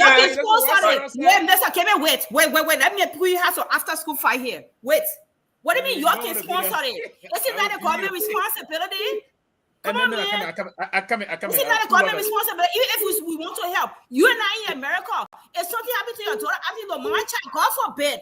You think Tomalin and other people on the platform here will put that money behind it? The government will use the tax dollars to do that. No, so you're not getting the point. So don't say you're sponsor it. Don't make do it literally and make it be passive about a case that is so sensitive and something that is very important. What do you mean you're sponsor it? Listen to this. Don't do that. Don't say that. Don't be that insensitive, man. Come on. No, listen. You see, from the I'm get not being go. emotional here. Let me tell you, no, we can't continue to do this. Listen to this point. What do you mean you're sponsor it? No, but you see, you're moving on this very fast, and I'm moving on this fast because I don't like your choice of words on this matter. I think you're being very insensitive from the get go. Okay. Yes, I would say offline, but I just want to establish that. No. Yeah, yes, I would say quickly on that. I have never been an insensitive person. I will never be one. But you trying to bring some emotional blackmail to link some also blackmail. I come into that quickly, and I would denounce that moving forward and clarify this quickly. From the get-go, we all came up with statement. First and foremost, your statement first when you're feeling that you're emotional. I bought into that. That certain part of father did not act. They brought the point on the witness stand. Nobody put on a witness stand here. What we did was to ask him the question that will help this process. Nobody put on a witness stand. So if you try to do a kind of a thing to emotionally blackmail other people to say that blackmail, your choice of words. Blackmail for what? What's the incentive? What is the incentive to blackmail? I'm not going to let you slide with that, Pewee. We all know words. Don't tell me about blackmail.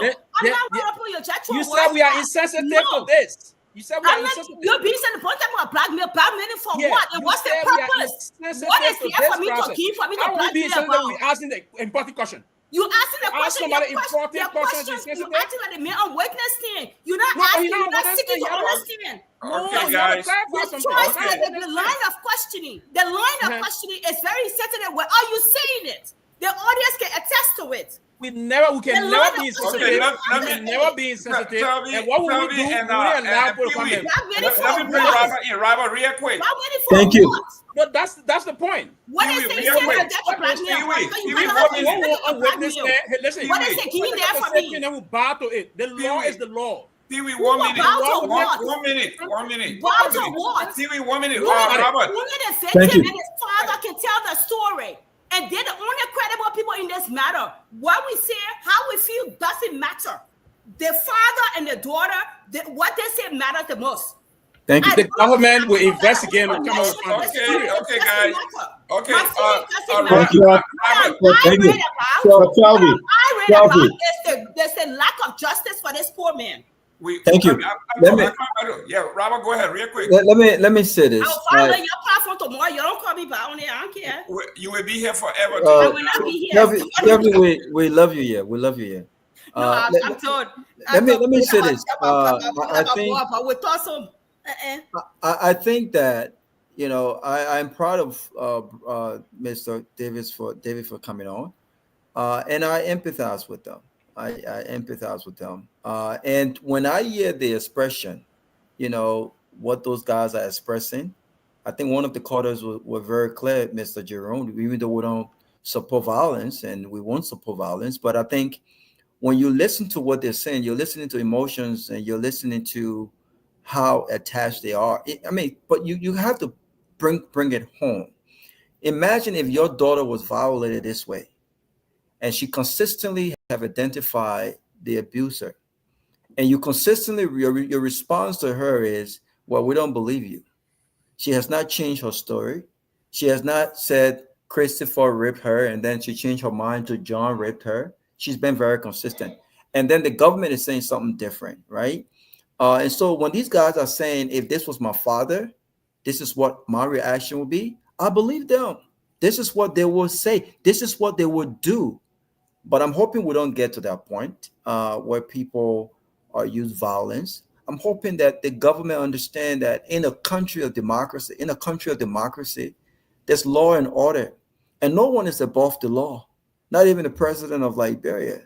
The fact that you will protect, you put everything on the line to protect Brian, this dude, you know, it baffles me. And again, in closing, I will say this, Mr. Jerome. I believe this young lady. I believe the father. He does not come off as someone who is not credible. He does not come off as someone who has ulterior motives. And I believe. And lastly, if the girl were lying on him to the point everyone has ignored, she could have mentioned any other name. Why Brian? Why has she seen Brian? Why has she mentioned Brian? Why? And so for us to just sit here and act as though there's not big hands into this matter and politics is not being played, and that this little girl is being ignored because she's poor. I mean, this is a true expression. If this was a poor man, if Mr. David was the accuser and of raping Mr. Brian's daughter or the IG's daughter, we all know what the story will be. He will be arrested immediately without due process. We know this to be true. The reason why this has extended and we are where we are is because, unfortunately, we live in a country where the masses have no place in what we call justice. They have no influence. They have no money. This nonsense that's happening, if it was one of us, we know this would be on a whole different level. We know that. And the fact that the government, why does the government even have this man's daughter? This doesn't work that way. Why does the little girl have to be in the government custody for investigation? I mean, this is unprecedented. I mean, it blows my mind, but good luck to him. I wish that, the girl gets justice, but I'm very, very skeptical and pessimistic about that. Thank you. Thank you for your But closing. again, let me just say something here. Okay, go ahead. You know, there's no doubt when a child point out and say this person did it, the first line of you should believe what the child say. But equally so, the child can also be investigated without the presence of the parent. I investigated when I used to work with Children's Services, State of New Jersey, as an investigator. I investigated a lot of kids without their parents being there. Why, if the parent is the perpetrator of the crime, why would you want the parents to be there and do an investigation? What I'm saying here is that there's no doubt to not believe the child, but equally so, I don't know whether going out there and sharing the entire information will helping in the investigation, because the alleged perpetrator could definitely copy from there. His lawyer could copy from those stories and build up a case against them. So that was my fear, that if he's explaining everything like that, when they go to investigation or you have to hire a lawyer, other people could look right into your case and build up their own case that will make it very difficult for this child. Remember, a person is not found guilty until there's a reason beyond doubt. There will be mitigating circumstances and everything to a component of evidence to ensure that the crime was committed. So I just afraid that if he going out there and telling his stories like that, people can build up on his case, and it will also help the alleged perpetrator. Thank you. Honorable the chief himself, you have 2 minutes for closing. I want to say thanks for the platform for bringing Mr. Davis. And Mr. Davis, Chief Tomalin, can we take just a parting comment from Mr. Davis because he's still on the line here? Okay. Honorable, Telvi, thank you very much for making the connection.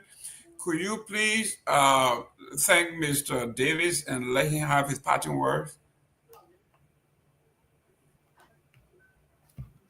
I want to thank Mr. Davis and also the platform, if for just giving him the space to tell his story. I understand what Peabody said, they investigate, kids outside, with other parents. But in that case, that's the case of, parent violating the child. So that's a different case.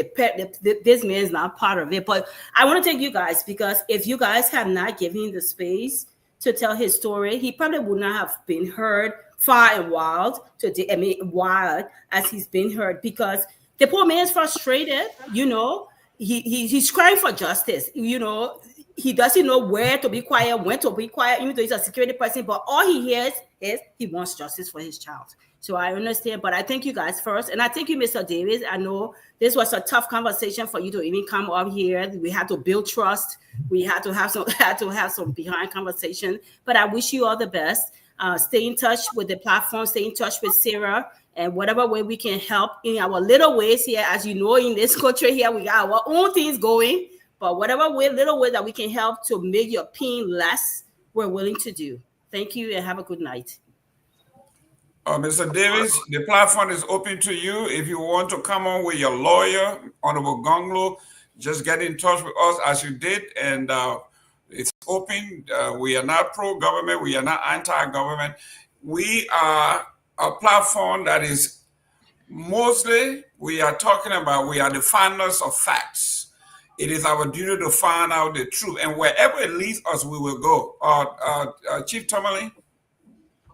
Yeah, Mr. Davis, again, I want to say thanks for having the courage to come forward to talk the story, to share your story. And also to I want to thank my fellow panelists for engaging him. This program tonight, I made sure that I send a link to the police boss and the guy who is heading the investigation, Colonel Frank. Make sure that they watch the show and listen to the show, so that perhaps when they come on the platform this week, they can have an understanding of what we come to face with. With that in mind, I still maintain that this little girl in question, she was tampered with. According to the medical report, she was tampered with. Where I try to be very measured in my position is that I know people are saying they believe her. I cannot say I don't believe her or I believe her, because the thing is that I always share my experience with friends of mine who over the years have went through the similar thing. When it came to the facts, they were exonerated. That's why I'm very careful before I pass judgment. And all I can say that hopefully the police can speed up this case, that they can get the DNA sample done, so that the justice can be given to this family, And this child, I don't know. I hope the government got her in the custody where they are doing everything for her right now. She has to be protected and supported by the government wherever she is. And Sarah, the fundraiser you want to do for the DNA, I told the police, I think you want to help them. Yeah, you can come. We can do the DNA fundraiser to get a speedy trial. We look forward to this case coming to a logical conclusion, and justice should be served so that the girl will have a closure to it. A family will be satisfied. The accuser, if whoever is accused, they will have justice too. They go and make their case in court. So I think for me, I'll say let's give the police a chance. Let's put pressure so they can speed up the investigation to come to a conclusion. So for now, let us just allow the system to play and let's see what happens. But we'll not give up. We'll continue to talk about this case until we come to the final of verdict in this case. So thank you again. Mr. Nagbe. Yeah, let me join all of you in thanking Mr. Davis for coming on. Thanks also to the family in regards to the daughter. I'll say this quickly, and we've said this over and over. I think the sum total of all this is that it makes the government look really bad. And I think the longer they drag this case on, the worse it makes them look. The facts are out there. They're treating this kid quite different than they treat other rape cases. I don't care what the circumstances. This is a rape case. It is a rape case. It should be treated as such. Other rape cases, the victims, the accusers are already in detention before they even conduct the investigation. This looks like an attempt to exonerate their own, only because this man is a government official. I am a man, and I understand us men, in matters like this, usually we're accused wrongly. I get it. But what is it going to do to release this man tomorrow and apologize to him? If you have to pay, you pay him. But right now, what they're doing is justice is being miscarried. This is what this case is starting to look like. And I'm glad, they say they're watching and listening. The IG, it makes him look really, really bad. It makes him look bad. It looks like they're covering up for this man. I don't think they are. But right now, that's what it looks like. But before I pass it on, congratulations to my friends at the University of Liberia. Soup is 55 years old today. It's hard to believe that, we were running up and down not too long ago. Amanda. Wait to. It's now, we're running around a few years ago, Student Yoru movement and the Student Ujamaa Brigade at William V. Stop High School, moving on to the Student Integration Movement, and then, of course, Student Unification Party. But we had lots of good times. We were on opposite sides of the divide, but notwithstanding, we managed to have a lot of fun. And so I watched some of the young fellows today, they were celebrating. I know a good number of my colleagues are, sitting in their little corner, they're smiling today, and reminiscing on those days, So I like to congratulate the Student Unification Party, 55 years on, and I wish them all the best moving forward. Congratulations. I hope Sim will, come out and celebrate soon. I think Sim was founded in the early 80s. I think Soup is a little older than Sim, the student integration movement, but notwithstanding, kudos to some of the guys who are still around, Kamara, we said, Alaric, the rest of the fellows, Soup fellows. Best to the Student Unification Party. It's been a great show tonight. Thank you always. Thanks to the platform for always giving voice to the voiceless, giving Mr. Davis tonight and the family the voice to come on and put the story out to the people. Like Jerome said, all the callers to a person. Also putting this case. What does that say to the government? So if they continue to drag this and pursue it in slow motion, it just continues to make them look really, really bad.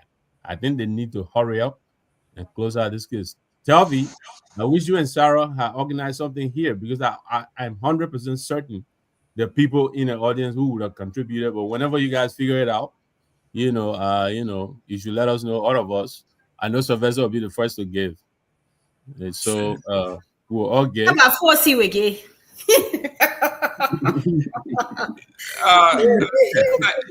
Thank you very much, ladies and gentlemen. This is at the end. I'll close here. Oh, go ahead. But you were the first. No, I didn't close. I was saying I didn't close. Well, Okay, go ahead. I Go didn't ahead. close. Thank you. You know, 2 minutes. Before you can even give me 1 minute, 30 seconds, we'll take it. Oh, okay, 30 seconds. So don't think I was only on that. Now, before Mr. Nagbe, you know, as myself as Soup is, we want to. It's unfortunate I'm not actually this tour in time to celebrate the Vanguard Student Education Party. It's a party that believes in massocracy. We push in the interest of the mass base of the population of the country. Student advocacy, you know, it started years back. Folks that taught us about the tendency of that line being green and bell in your system moving forward. It was a revolutionary political institution, and it tends to advocate for the mass base of Liberians today. It brought about, you know, the advocacy and to electing the minds of the Liberian people. So we have to pay homage to the Vanguard Student Education Party. But you know, I would say this: the reason why, and I would say to my dear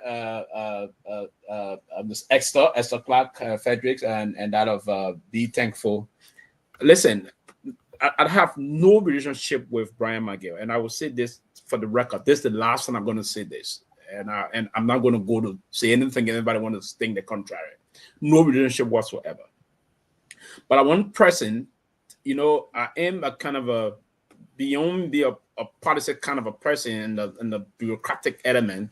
I believe in the line of investigative patent, and I don't be easily carried away by sentiments. You know, I'm not that kind of a mama baby thing sentiment. I'm not sentimental. I'm not emotional. I ain't going about things. I'm brave. I was taught we are the kind of a Machiavelli type of people. I believe in strategic way of handling things, and the things should be handled void of people from different perspective, persuasion. We have to come and say things. From the get-go, I stated clearly that there's no doubt in my mind that that young innocent girl was tampered with. And I agree to that. But what I'm saying, I agree with the police. They're conducting the investigation on the pattern of who tampered with her. And that's where the police is now in terms of that. And I will hope, and I said the police should come out clearly and tell us what. It's unfortunate the police will have to do. That's a country. They will have to do, if the police don't have the means, beg your international counterpart. And what the police have not done yet, and there where I would like going to come down, the police have not ruled out. He's not off the hook. They may must have got no relationship whatsoever. I'm not doing nothing to protect as a friend. No, we have no relationship. But why do you think they're stringing it along, Sylvester? Why are they dragging?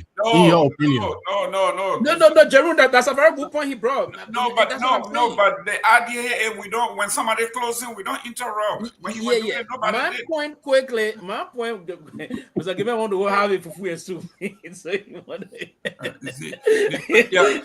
your Topoh be eating cholesterol. You're talking about what I'm you want to go have it for free and soup. But the fufu can get more cholesterol than Topoh. But quickly, here's my point. The police, if there's no means that we need some logistic support from our international counterpart, of course the US, we can say that. But now the good news here is we have folks that are trying to raise some money now. We have some powerful people. Powerful. They're trying to push. Now we all can push to do that. Then they can expect that this. They can sponsor. We can force the police. And I want to be the obliged to take that girl, somebody that expects me whatsoever and my give to Accra. It won't cost money. If we can farm around 5,000 to 10,000, that can happen.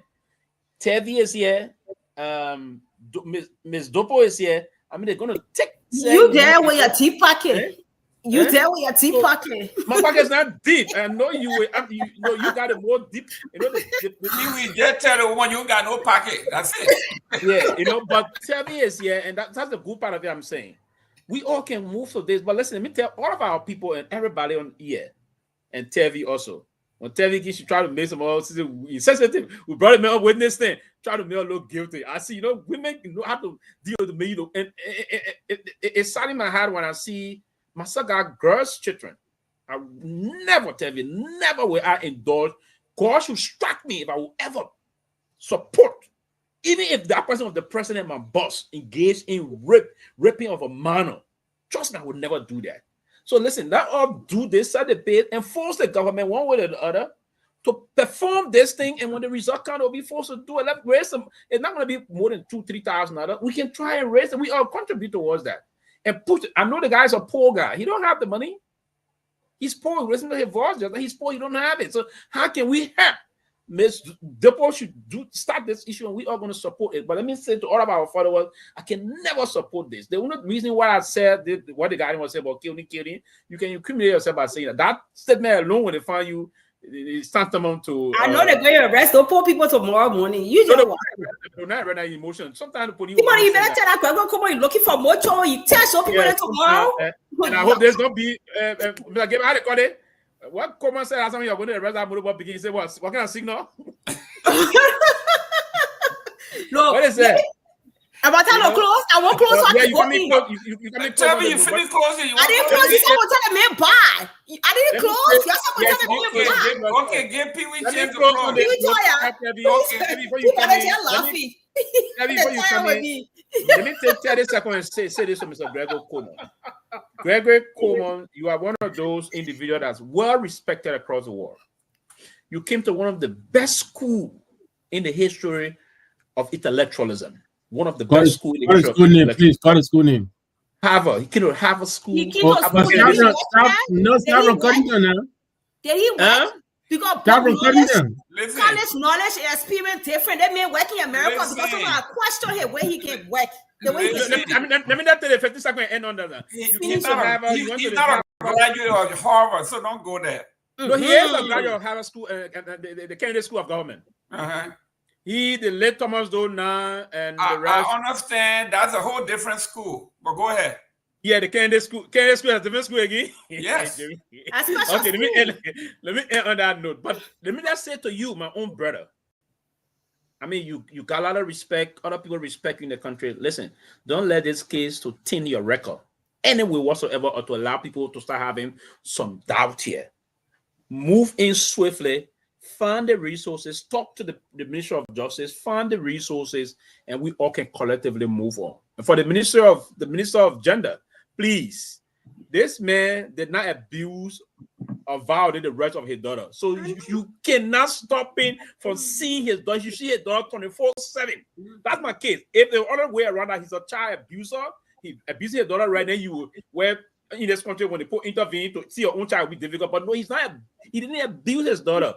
So you cannot prevent him from doing that. Mr. Gayman, thank you.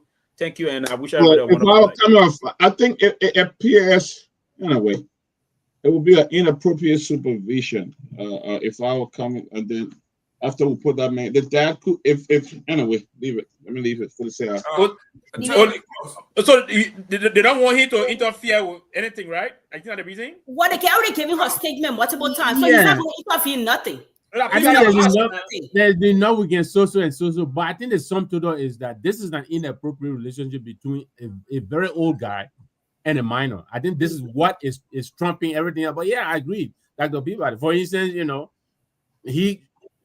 the girl, he indicated that this is not the first time. He said the first rape. Obviously, there is a second time. Where is this guy according to the story? That's why I said. That's why I said. You keep talking, they'll build up a story against him. Listen. The poor man frustrated. Listen, no, go ahead. Let me close here. I'm hungry. Go ahead. I'm gonna close. Yeah. I will be sure y'all know I can talk plenty. No, honestly, I will be laughing about it because after a fact, but it's not funny. But I want to thank you. You guys know, I mean, we talk behind the scene. Thank you for the space and just allowing him to tell his story. Let me, the people that call in and talking, they will harm, they will kill, and all that. I get what they're saying. We don't encourage any forms of violence. I have my nonprofit. In fact, our nonprofit is Liberia United Against Abuse. So all forms of abuse, I don't encourage. Even that slapping on the shoulder, say I don't encourage. But let me tell you a true story in closing. In this very America, this case I was telling you about, when that happened, a relative stood in front the police, the investigator, and said that if he lay his eye on the perpetrator, he was going to kill him if he dare lay his eye. They didn't care him to court for that, though. They didn't prosecute him. The people understood that he was saying that from a place of hurt because that was a minor child that he dealt with. Yeah. So that's why those people, I can understand why they're saying what they say. And that's why I said they were not arresting. where they can't even get justice, I can understand that. So, we can only say, it's not the right thing to say, but until you walk that road, you would deeply not understand. But it was a good show, and we'll keep talking about the case. And I've said it on my page, and I'm saying it right here on their platform. I'm calling for the dismissal of Ajikomo. I'm saying it loud with my full chest, the children can say, he needs to go. He is ineffective. This case has proven that he cannot be a good police officer. If you're a police officer Ellington, in this time, he's not a police officer. He needs to step out of the way and let somebody else be a good police officer. I'll close with that. Great. Ladies and gentlemen, this is the close of the closing argument. And I will close with this. The IG, in one of his press releases, he said he had reached out to the U.S. Embassy for help. I want to thank the IG. I am going to spearhead writing the U.S. Embassy directly on behalf of this girl, using the IG's own statement that he had reached out to them and that we are willing to augment whatever the cost is going to be for the U.S. Embassy to do that. We will honor right that. That is what patriots would do. And I will close by this.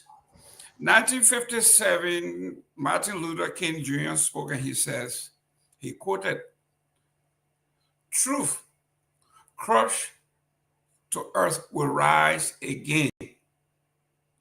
And then he followed that by saying, the day we see truth and cease to speak is the day we begin to die. I am not willing to die at this point at the foot of truth. So I will do all I can to make sure that those that I know at the U.S. Embassy will use Gregory Coleman's own press release that he had reached out to them. And we will go from there. Until then, I am Jerome Gayman. I am on board. I will be with Mr. Davis.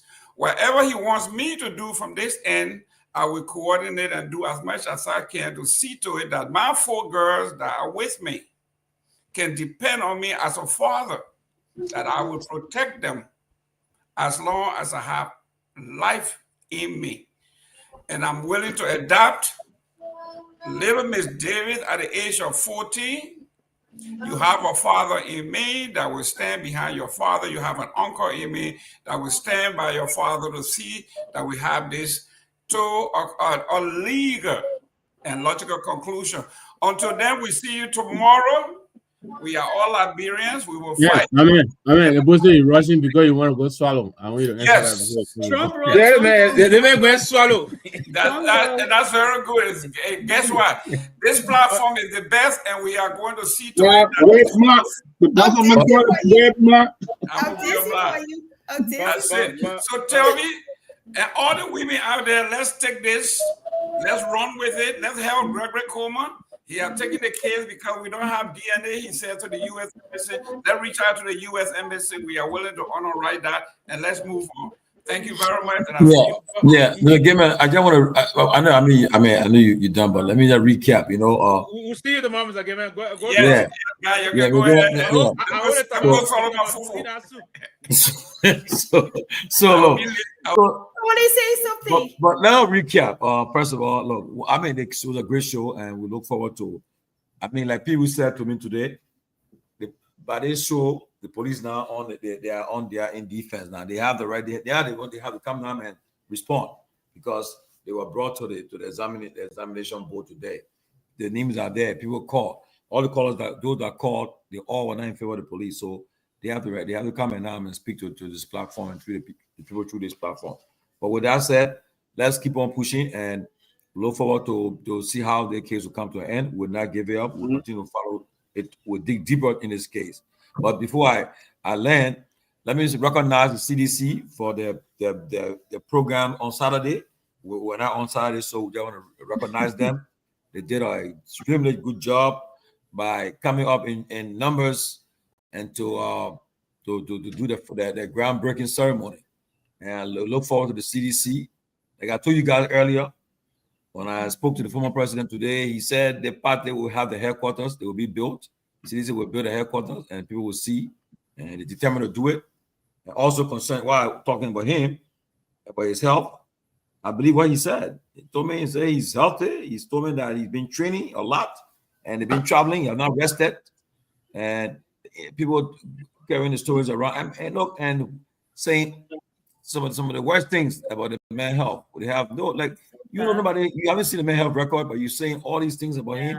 That's why nobody can tell me on record or say I criticize, I talk about the present president or anybody.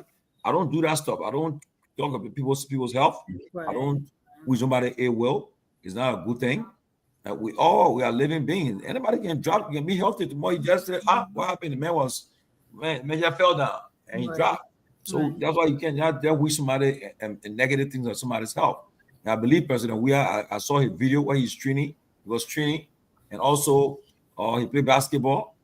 And he told me a joke today. He said, "To me, the post I say, I mean, play basketball. Someone will see what I say, you know." But honestly, I believe him.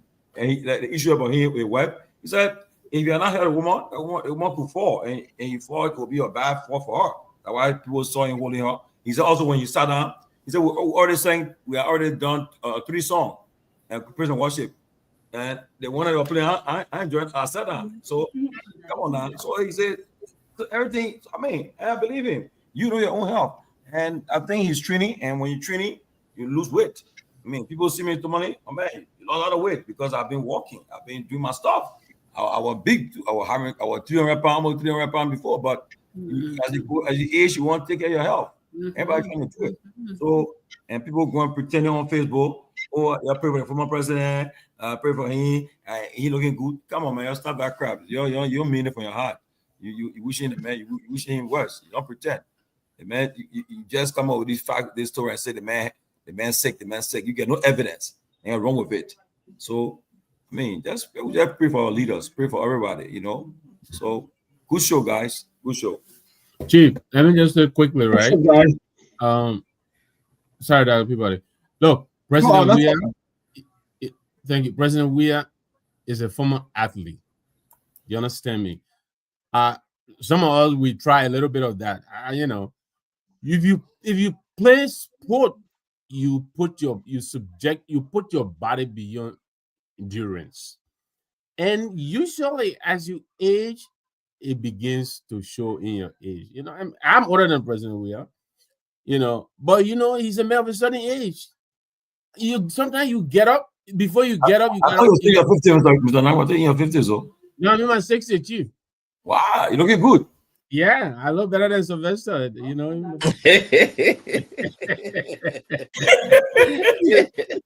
Yeah, I love Sylvester. The point I'm making, right, Chief? Look, your body goes through changes. And some of these young people, they don't understand that. Before you get up from the chair, you got to gather yourself. You can't just get up like you used to get up and just start moving. You got to prepare yourself. So the president, I saw the video coming down the stairs, you know, he hold his wife. You know, what is the big deal? You know, I hold my wife. My wife's going to say that. I hold my wife all the time. You know? It's normal. So this is a non-issue. And you know, the president, like you said, you know, he's going back to the gym, he's working out. You know, yeah, he will lose weight. You know, but he will not lose the weight like when he was young. You know, you lose the weight evenly. You know, your body's so shiny and all of that. You know, they need to get off the issue. But you know, let me pass this on quickly as you're celebrating the CDC. Let me also throw a word in for the CMC. You know. Musa is in Minnesota. He's in the States. He's, you know, he was in Rhode Island. Yeah, Musa making news, man. Musa making roads. He is sharpening. I mean, wait now. He is sharpening his foreign policy credentials. You know. Wow, His Excellency. The Honorable Musa Assemblity. So I hope tomorrow we'll have a chance to talk about the CDC and to talk about the CMC. You know, all that's happening. I know the ANC convention is coming up next weekend in Atlanta. You know, so today we devoted all that time to Mr. Davis, but I hope we'll be like, yeah, so Sylvester, go ahead. Let me pass it on to you. You know, but I just wanted to make that point. You know, I like the point you whenever ability is around, you're doing a lot of great job on that level. I think you performing more than even the public relation officer, the spokesperson. However,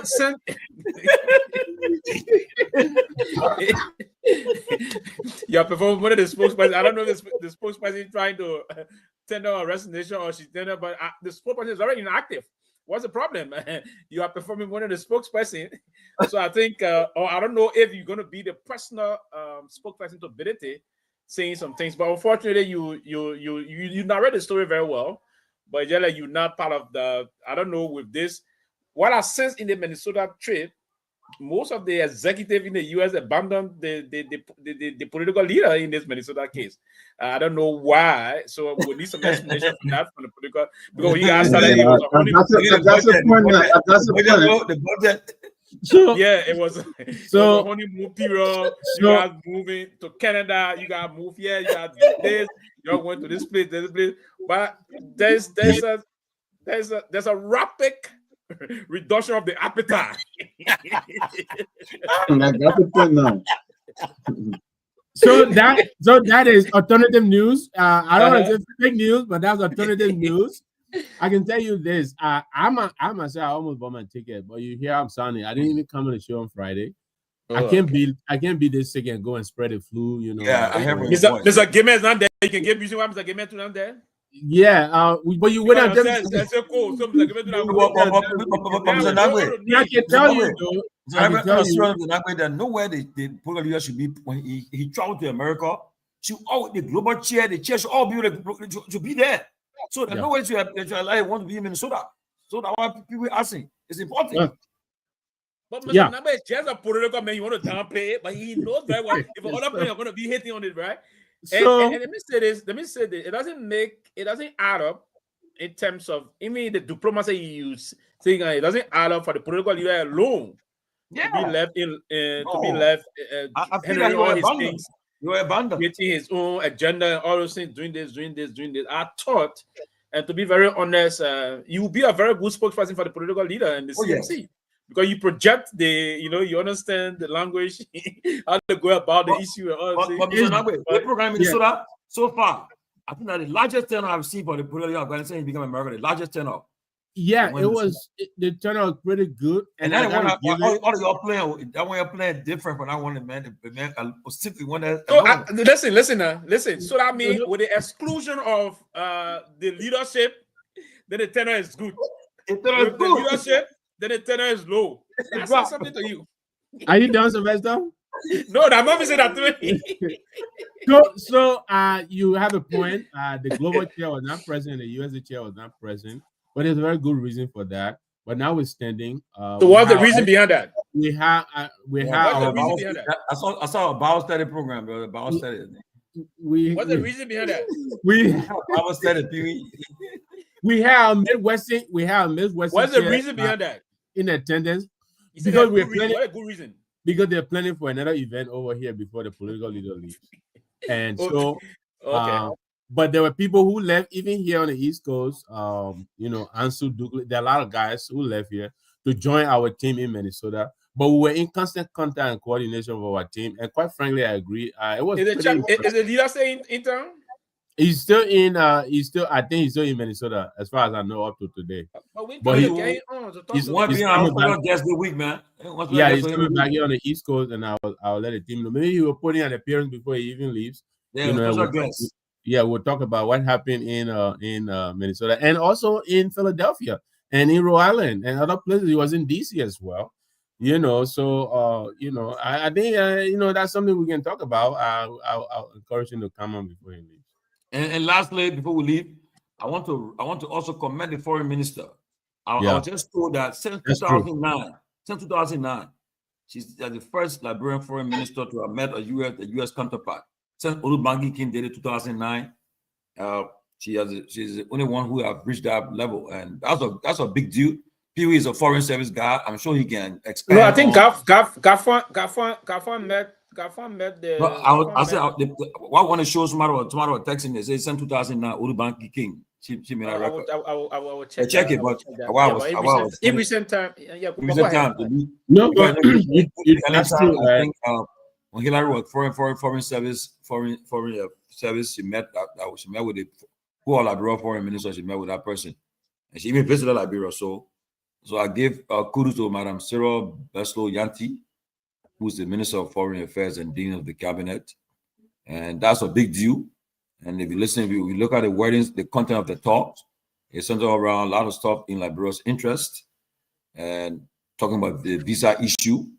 Liberia were getting more than a year, but now she raised the issue with the Secretary of State about Liberia getting only 1 year visa, officials of the government. So I'm sure that meeting will bring a lot of positive things for the Garguah government in terms of the diplomacy era. But Pewee, that's your era.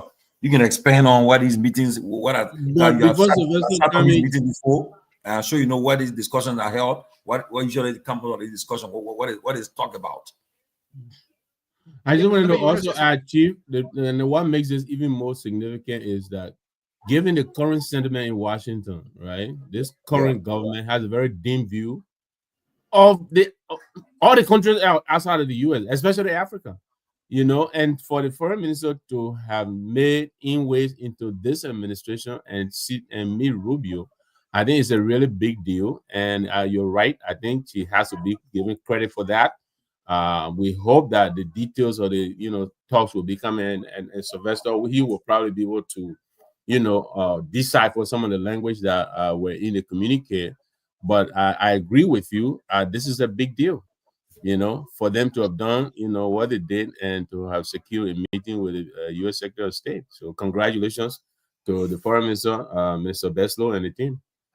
Yes, absolutely. And so before I get there, someone asked him about the State Department climate report on Liberia. We'll discuss that tomorrow, actually. Tomorrow, goes out of it, and a lot of other twists inside from this meeting, if you will. That report came out late last month, and we stay in October here. So, but basically, for the Secretary of State to meet our foreign minister is an extraordinary deal also.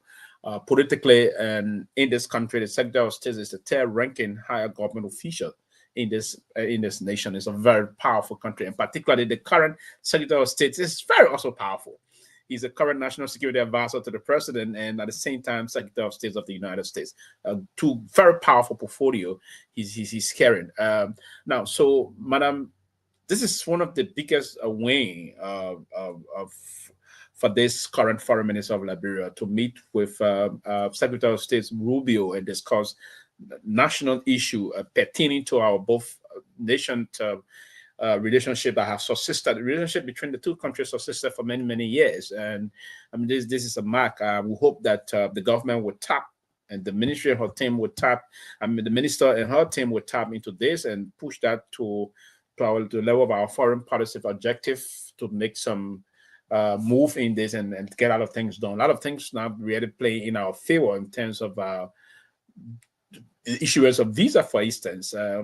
Recently, we'll be hearing in some cases they gave in issuing 10 days visa to some Liberians, 2 weeks, 3 weeks, 1 month, 6 months, and other things being fast reducing. So in terms of those play of diplomacy, I think it's important that the Minister of Foreign Affairs is trying to elevate the debate from that perspective and trying. But let me ask you this, Sylvester, right? Right now, everything we're talking about, and I'm not second guessing, I'm not doubting anything, but this is the Liberian government readout. Should we look to the State Department own readout and their interpretation of this meeting, or you think this is good enough? I think I saw something. The meeting. I saw there is something on their website. I went. I think I saw it last week. The meeting was Thursday last week. There was something about it last week. I think. Please continue. Let me find it. You asking if we should look for the State Department readout? I just wanted to make sure that the two statements jive. You know what I'm saying? That the match in terms of their content. Yeah, absolutely. The issues addressed. Yeah, absolutely. So the business climate report is a different report they put out last month, and this meeting just happened last week, right? But the State Department is describing this meeting as a very good meeting, and also a great meeting, and encouraging. We encourage the issue about looking into more partnership with Liberia, and that will be the general statement coming up, looking for more partnership. The level of us not to tap into those kind of partnership we are seeking, and I want to believe the MCC is one of those And the whole MCC thing now is being pushed to the current Secretary of State also. The Secretary of State is also presiding over most of the responsibility of the USA and other major function that the president assigned to him. So yes, and listen, Mr. Nagbe, the way we can handle this is that we need a lot of things from this country. Particularly, we're getting a lot of support from the USA. I want to believe the foreign minister highlighted some of that hey, Liberia are getting a lot of USA benefit. And the right person to talk to about the USA benefit is the current Secretary of State, because he's presiding over everything, if you will. So we just have to tap and make use of these things. But it's important, the fact that you open that door to sit with the Secretary of State at the State Department is very significant. It's going to go a long way in trying to impact the current relationship between our two countries that have existed for many years. It's important that we take note of this. It's a big win for her, but how do you transform this meeting now into very important things, tangible things that may come off from that? Probably soon, that the government of Liberia and the U.S. will sign a particular understanding that moving forward, the U.S. government will start issuing us 2-year visa. Probably you're going to hear soon from that. Now, but we need to make some steps to improve our passport security. You need to see our passport is not tampered with by many other folks and other things. So a lot of things we have to do from our side in rest assuring the U.S. because in that report, also the State Department Business Climate Report, they give some reason why the country is good for investment, but they also give out other reason why the country got some problems. They talk about massive public corruption and other things. There's a lot of things I don't want to tap into, but tomorrow we'll look into that. But let's do it tomorrow. Quickly, I'm sorry, so Pewee, you sat on most of these meetings with the former foreign minister when you worked at the Ministry of Foreign Affairs. Now, I just want to know, after this kind of meeting, what happened next? What happens next? The meeting ended on Thursday. So what's happening? Well, are there teams set up to do follow up or what? They just I don't know this. I don't know the intent. Maybe the foreign minister may have pushed to meet with the Secretary of State, and then you push to meet with the Secretary of State. Because this is not. Sometimes we have the USA and Liberian American dialogue, right? Initiative conference that can be held. There's not one that this was just sort of a tete-a-tete that was arranged for the foreign minister to meet with the Secretary of State, and then you put a lot of things on the agenda or if on the table of the foreign minister of America also. You try to put Sylvester, I know you're going to work on it. How did the meeting come about? I know the finance minister and other people are in town, but you think she came along with this meeting, or this is a special meeting that was arranged by the foreign minister? I suspect that this meeting being the work. Okay. They may have planned it being something that just spark out at a certain time because the Secretary of State is a very basic person recently now. So get two things done. You always to the White House. You got 3 roles now, right? Yeah, always to the White House. Other things. So he playing. Yeah, he the interim head of UC, Secretary of State, and that of National Security Advisor to the President. So he's very busy. So probably he was around and they just planned it. So, but if the way when my speech and my expectation is that I will hope that she brought most of those things out, right? And one thing I believe also she may have pushed. I believe she may have pushed for President Bouakai to meet with Trump. That's one of the things she's saying. She may have pushed for that, and that's one of the things. And that's the biggest platform that you can build your case more. I suspect she may have pushed, but I don't know what results she got. I'm not sure if that will work. But she may have pushed on that, and then she will also push for this whole MCC thing, and that'll push for more other program for USA and other thing, and push on our visa issue. But our visa issue, we've been having a long-term problem with that. They give up a laundry list of things that we needed to do. First and foremost, we needed to improve our passport security, and that we said we were going to do. I don't know how we did it. We don't have the means until we recall all of our passports. So what we can do now is to say, hey, our passports will be given to Liberians, and we can assure you that foreigner would not, or those that are not Liberian citizens would not hold on to the passport, because the fear was at the time that the reason they put in that category was that it was suspected that it came through that because it happened before, and I would say this is not classified thing, it's already out, that a lot of Nigerians were taking hold of our passports. And the initial suspicion at the time it was possible that some Boko Haram force may likely just tie into this, and these are terrorist people, right? So it was a very important thing that will lift the security of our thing. So that was the concern. And then we started working on that. It's been years now. So we started improving on it. So we needed to improve our passport security. And these are part of the condition they gave us so that we do. So, and another condition is our turnover something. For instance, if you came on visitation, how many of our returns? Many times about the level of going back low. If maybe 100% were to come for visit, maybe you'll find like 30 going back, 70 leaving. We need to improve on that also. And there's a laundry of things that they gave. If we can improve that, and I believe the Liberian government, through the Kenya administration, started working on some of those things, improving passport. And that's why when Kenya came in, they set the stage now to say, okay, the passport vetting issue is going to be straightforward. We're going to have people appointed and placed there. So the passport security and improving that is started to improve significantly under the former foreign minister. And I hope this administration will keep on to that and improve it. If you have to improve those things, then you set the standard for us and work on other things, then we can move on to that. So there are a lot of conditions they gave us, and we, I just put it. We can work on that. Yeah, thank you, Chief. I saw the link. I'll read it. You're right. Yeah. They talk about the Millennium Challenge Corporation and also the mineral sector. You see, and I didn't read about. I would just guess that what was going to be said. But you know the thing. I understand the foreign thing. Yes. So and then, you know, in December, the board is meeting. The Millennium Challenge board is meeting to make a decision on Liberia. So Liberians should pray so that if they approve for Liberia to get that compact, we're talking about almost around 500 million coming to. But then whoever wins that 2029 election, they will inherit it.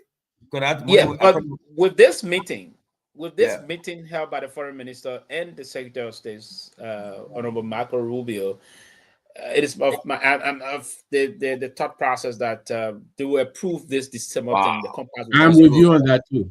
This is a significant thing. The compact will likely. I believe it.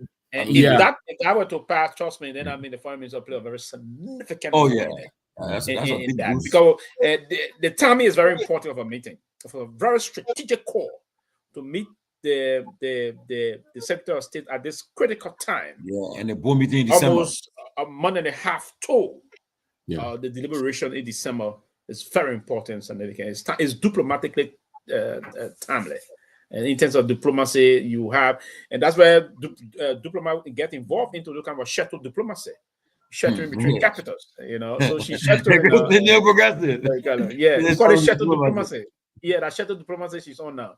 So you have to go from place to place and trying to arrange and get those things done. But it's going to be a major, and this should not be about political thing. For me, this should be about the country benefiting. Oh yeah, because we don't know when the amount will come, when we'll be approved, when we'll start coming. Absolutely. In.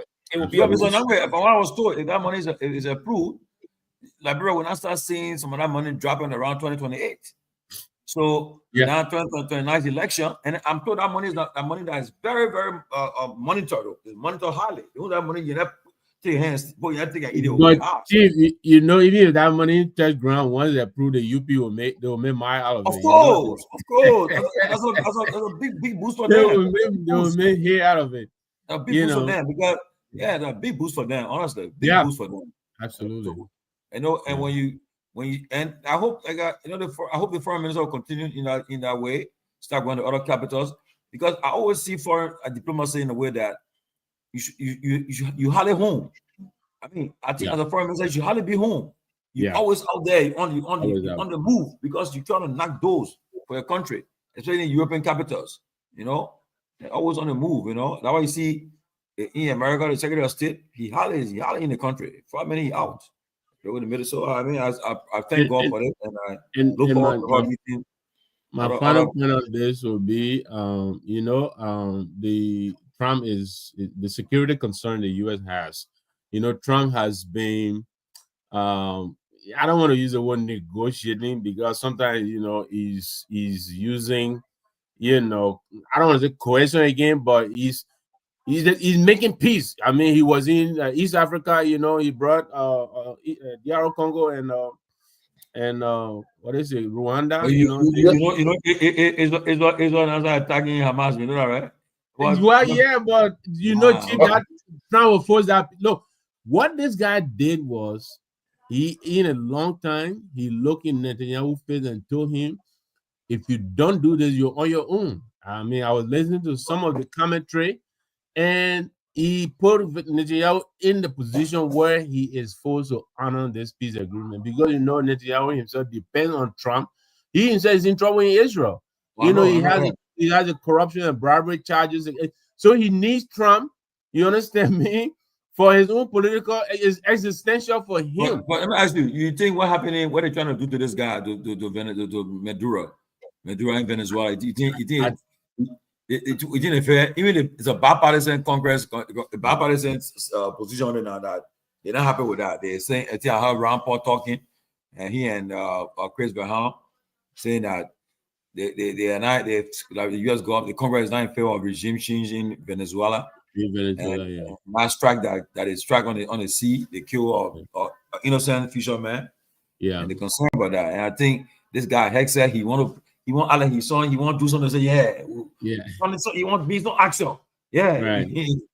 But the president is overreaching. He doesn't have the power to just declare war like that. And this what he's doing is tantamount to that.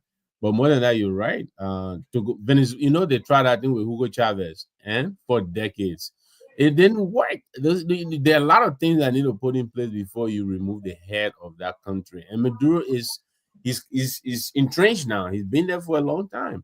So you have to make sure you don't want to do it like Libya. I mean, look at Libya now. Libya is pretty much collapsing. Obama Libya son Libya son. Yeah, it didn't handle right. Look at Iraq. Iraq is almost crumbling, So regime change may not always be the best answer available. You got to make sure you do these things right. But anyway, thank you very much, guys. It's been great. And lastly, the Liberian Association in America journalists had a program on the weekend. Okay, yeah, I heard about that program. Yeah, I attended it, and it was a nice program. The Minister of Finance spoke there. Okay. And but he chose on job at platforms. He said because he said we operate. We are not under the guidance of the president, so they get control of. So we're gonna come with that authority. So you're implying with that shit. Yeah, we're not journalists, but we are talk show panelists, but we don't go after the people, and nobody that regulate us, So we just say anything.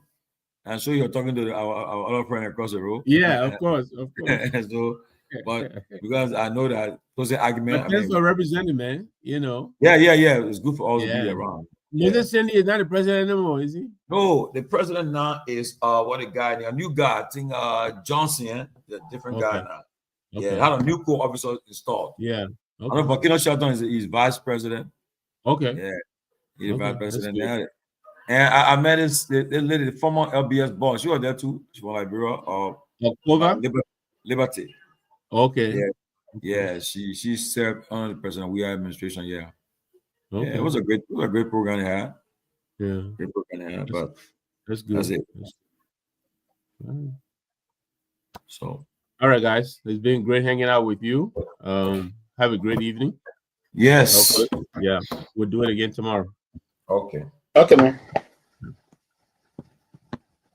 Tomorrow you should shut it down. Okay.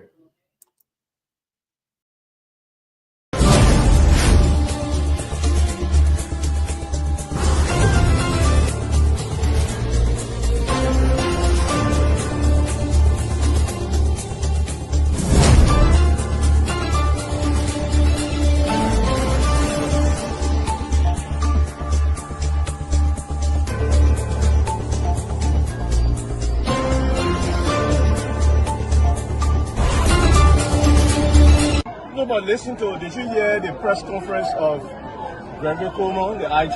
He did say that this is a highly political case, did he not?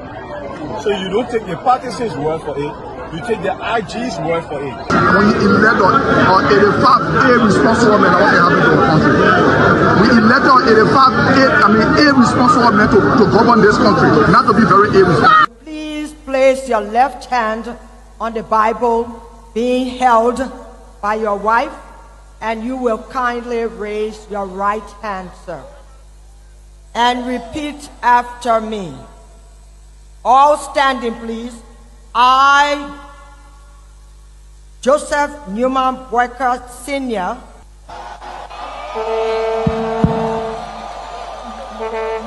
This is the national. We are coming to you live from No secret now that your friend and former boss will be a candidate in 2029.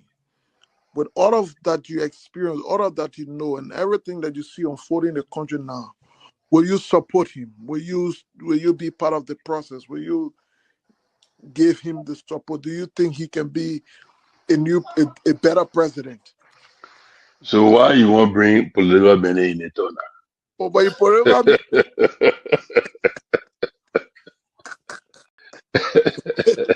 you're political man, before you go out, very active. I plead the fifth again. Okay. When 2029 come and pass, then you finally leave. Mission is completed. Now what the rules of engagement? When the war ended, the guy said, the captain, the commander said, mission complete. There wounded outwards, all men on board. So this riot situation when it comes across it, because many times you notice that Charles Taylor is the problem. He will be out of here in the twinkle of an eye. And I say, let well-meaning Liberians come home. If we respect this constitution, a government formed in Accra is a violation of Article 1 of the Constitution. Let them come home. Let that government be formed in Monrovia. On the broadcast administration, we want to give the government of Liberia an ultimatum of 72 hours to provide a living ballot of the chairman of the Student Unification Party, or else there will be a catastrophic pneumonia in the Republic of Liberia. To arrest the chairman of the Student Unification Party, only because the government feel intimidated about the Vanguard Party advocacies. The government got capital road, small, that road, B road, all kinds of the place. I think the reason Joseph Baga will not do much because the old man, the papa is suffering. The papa loves the country, but he can't make it. The criminal there around him, they sophisticated than him. They are sophisticated criminals, so they can't make it.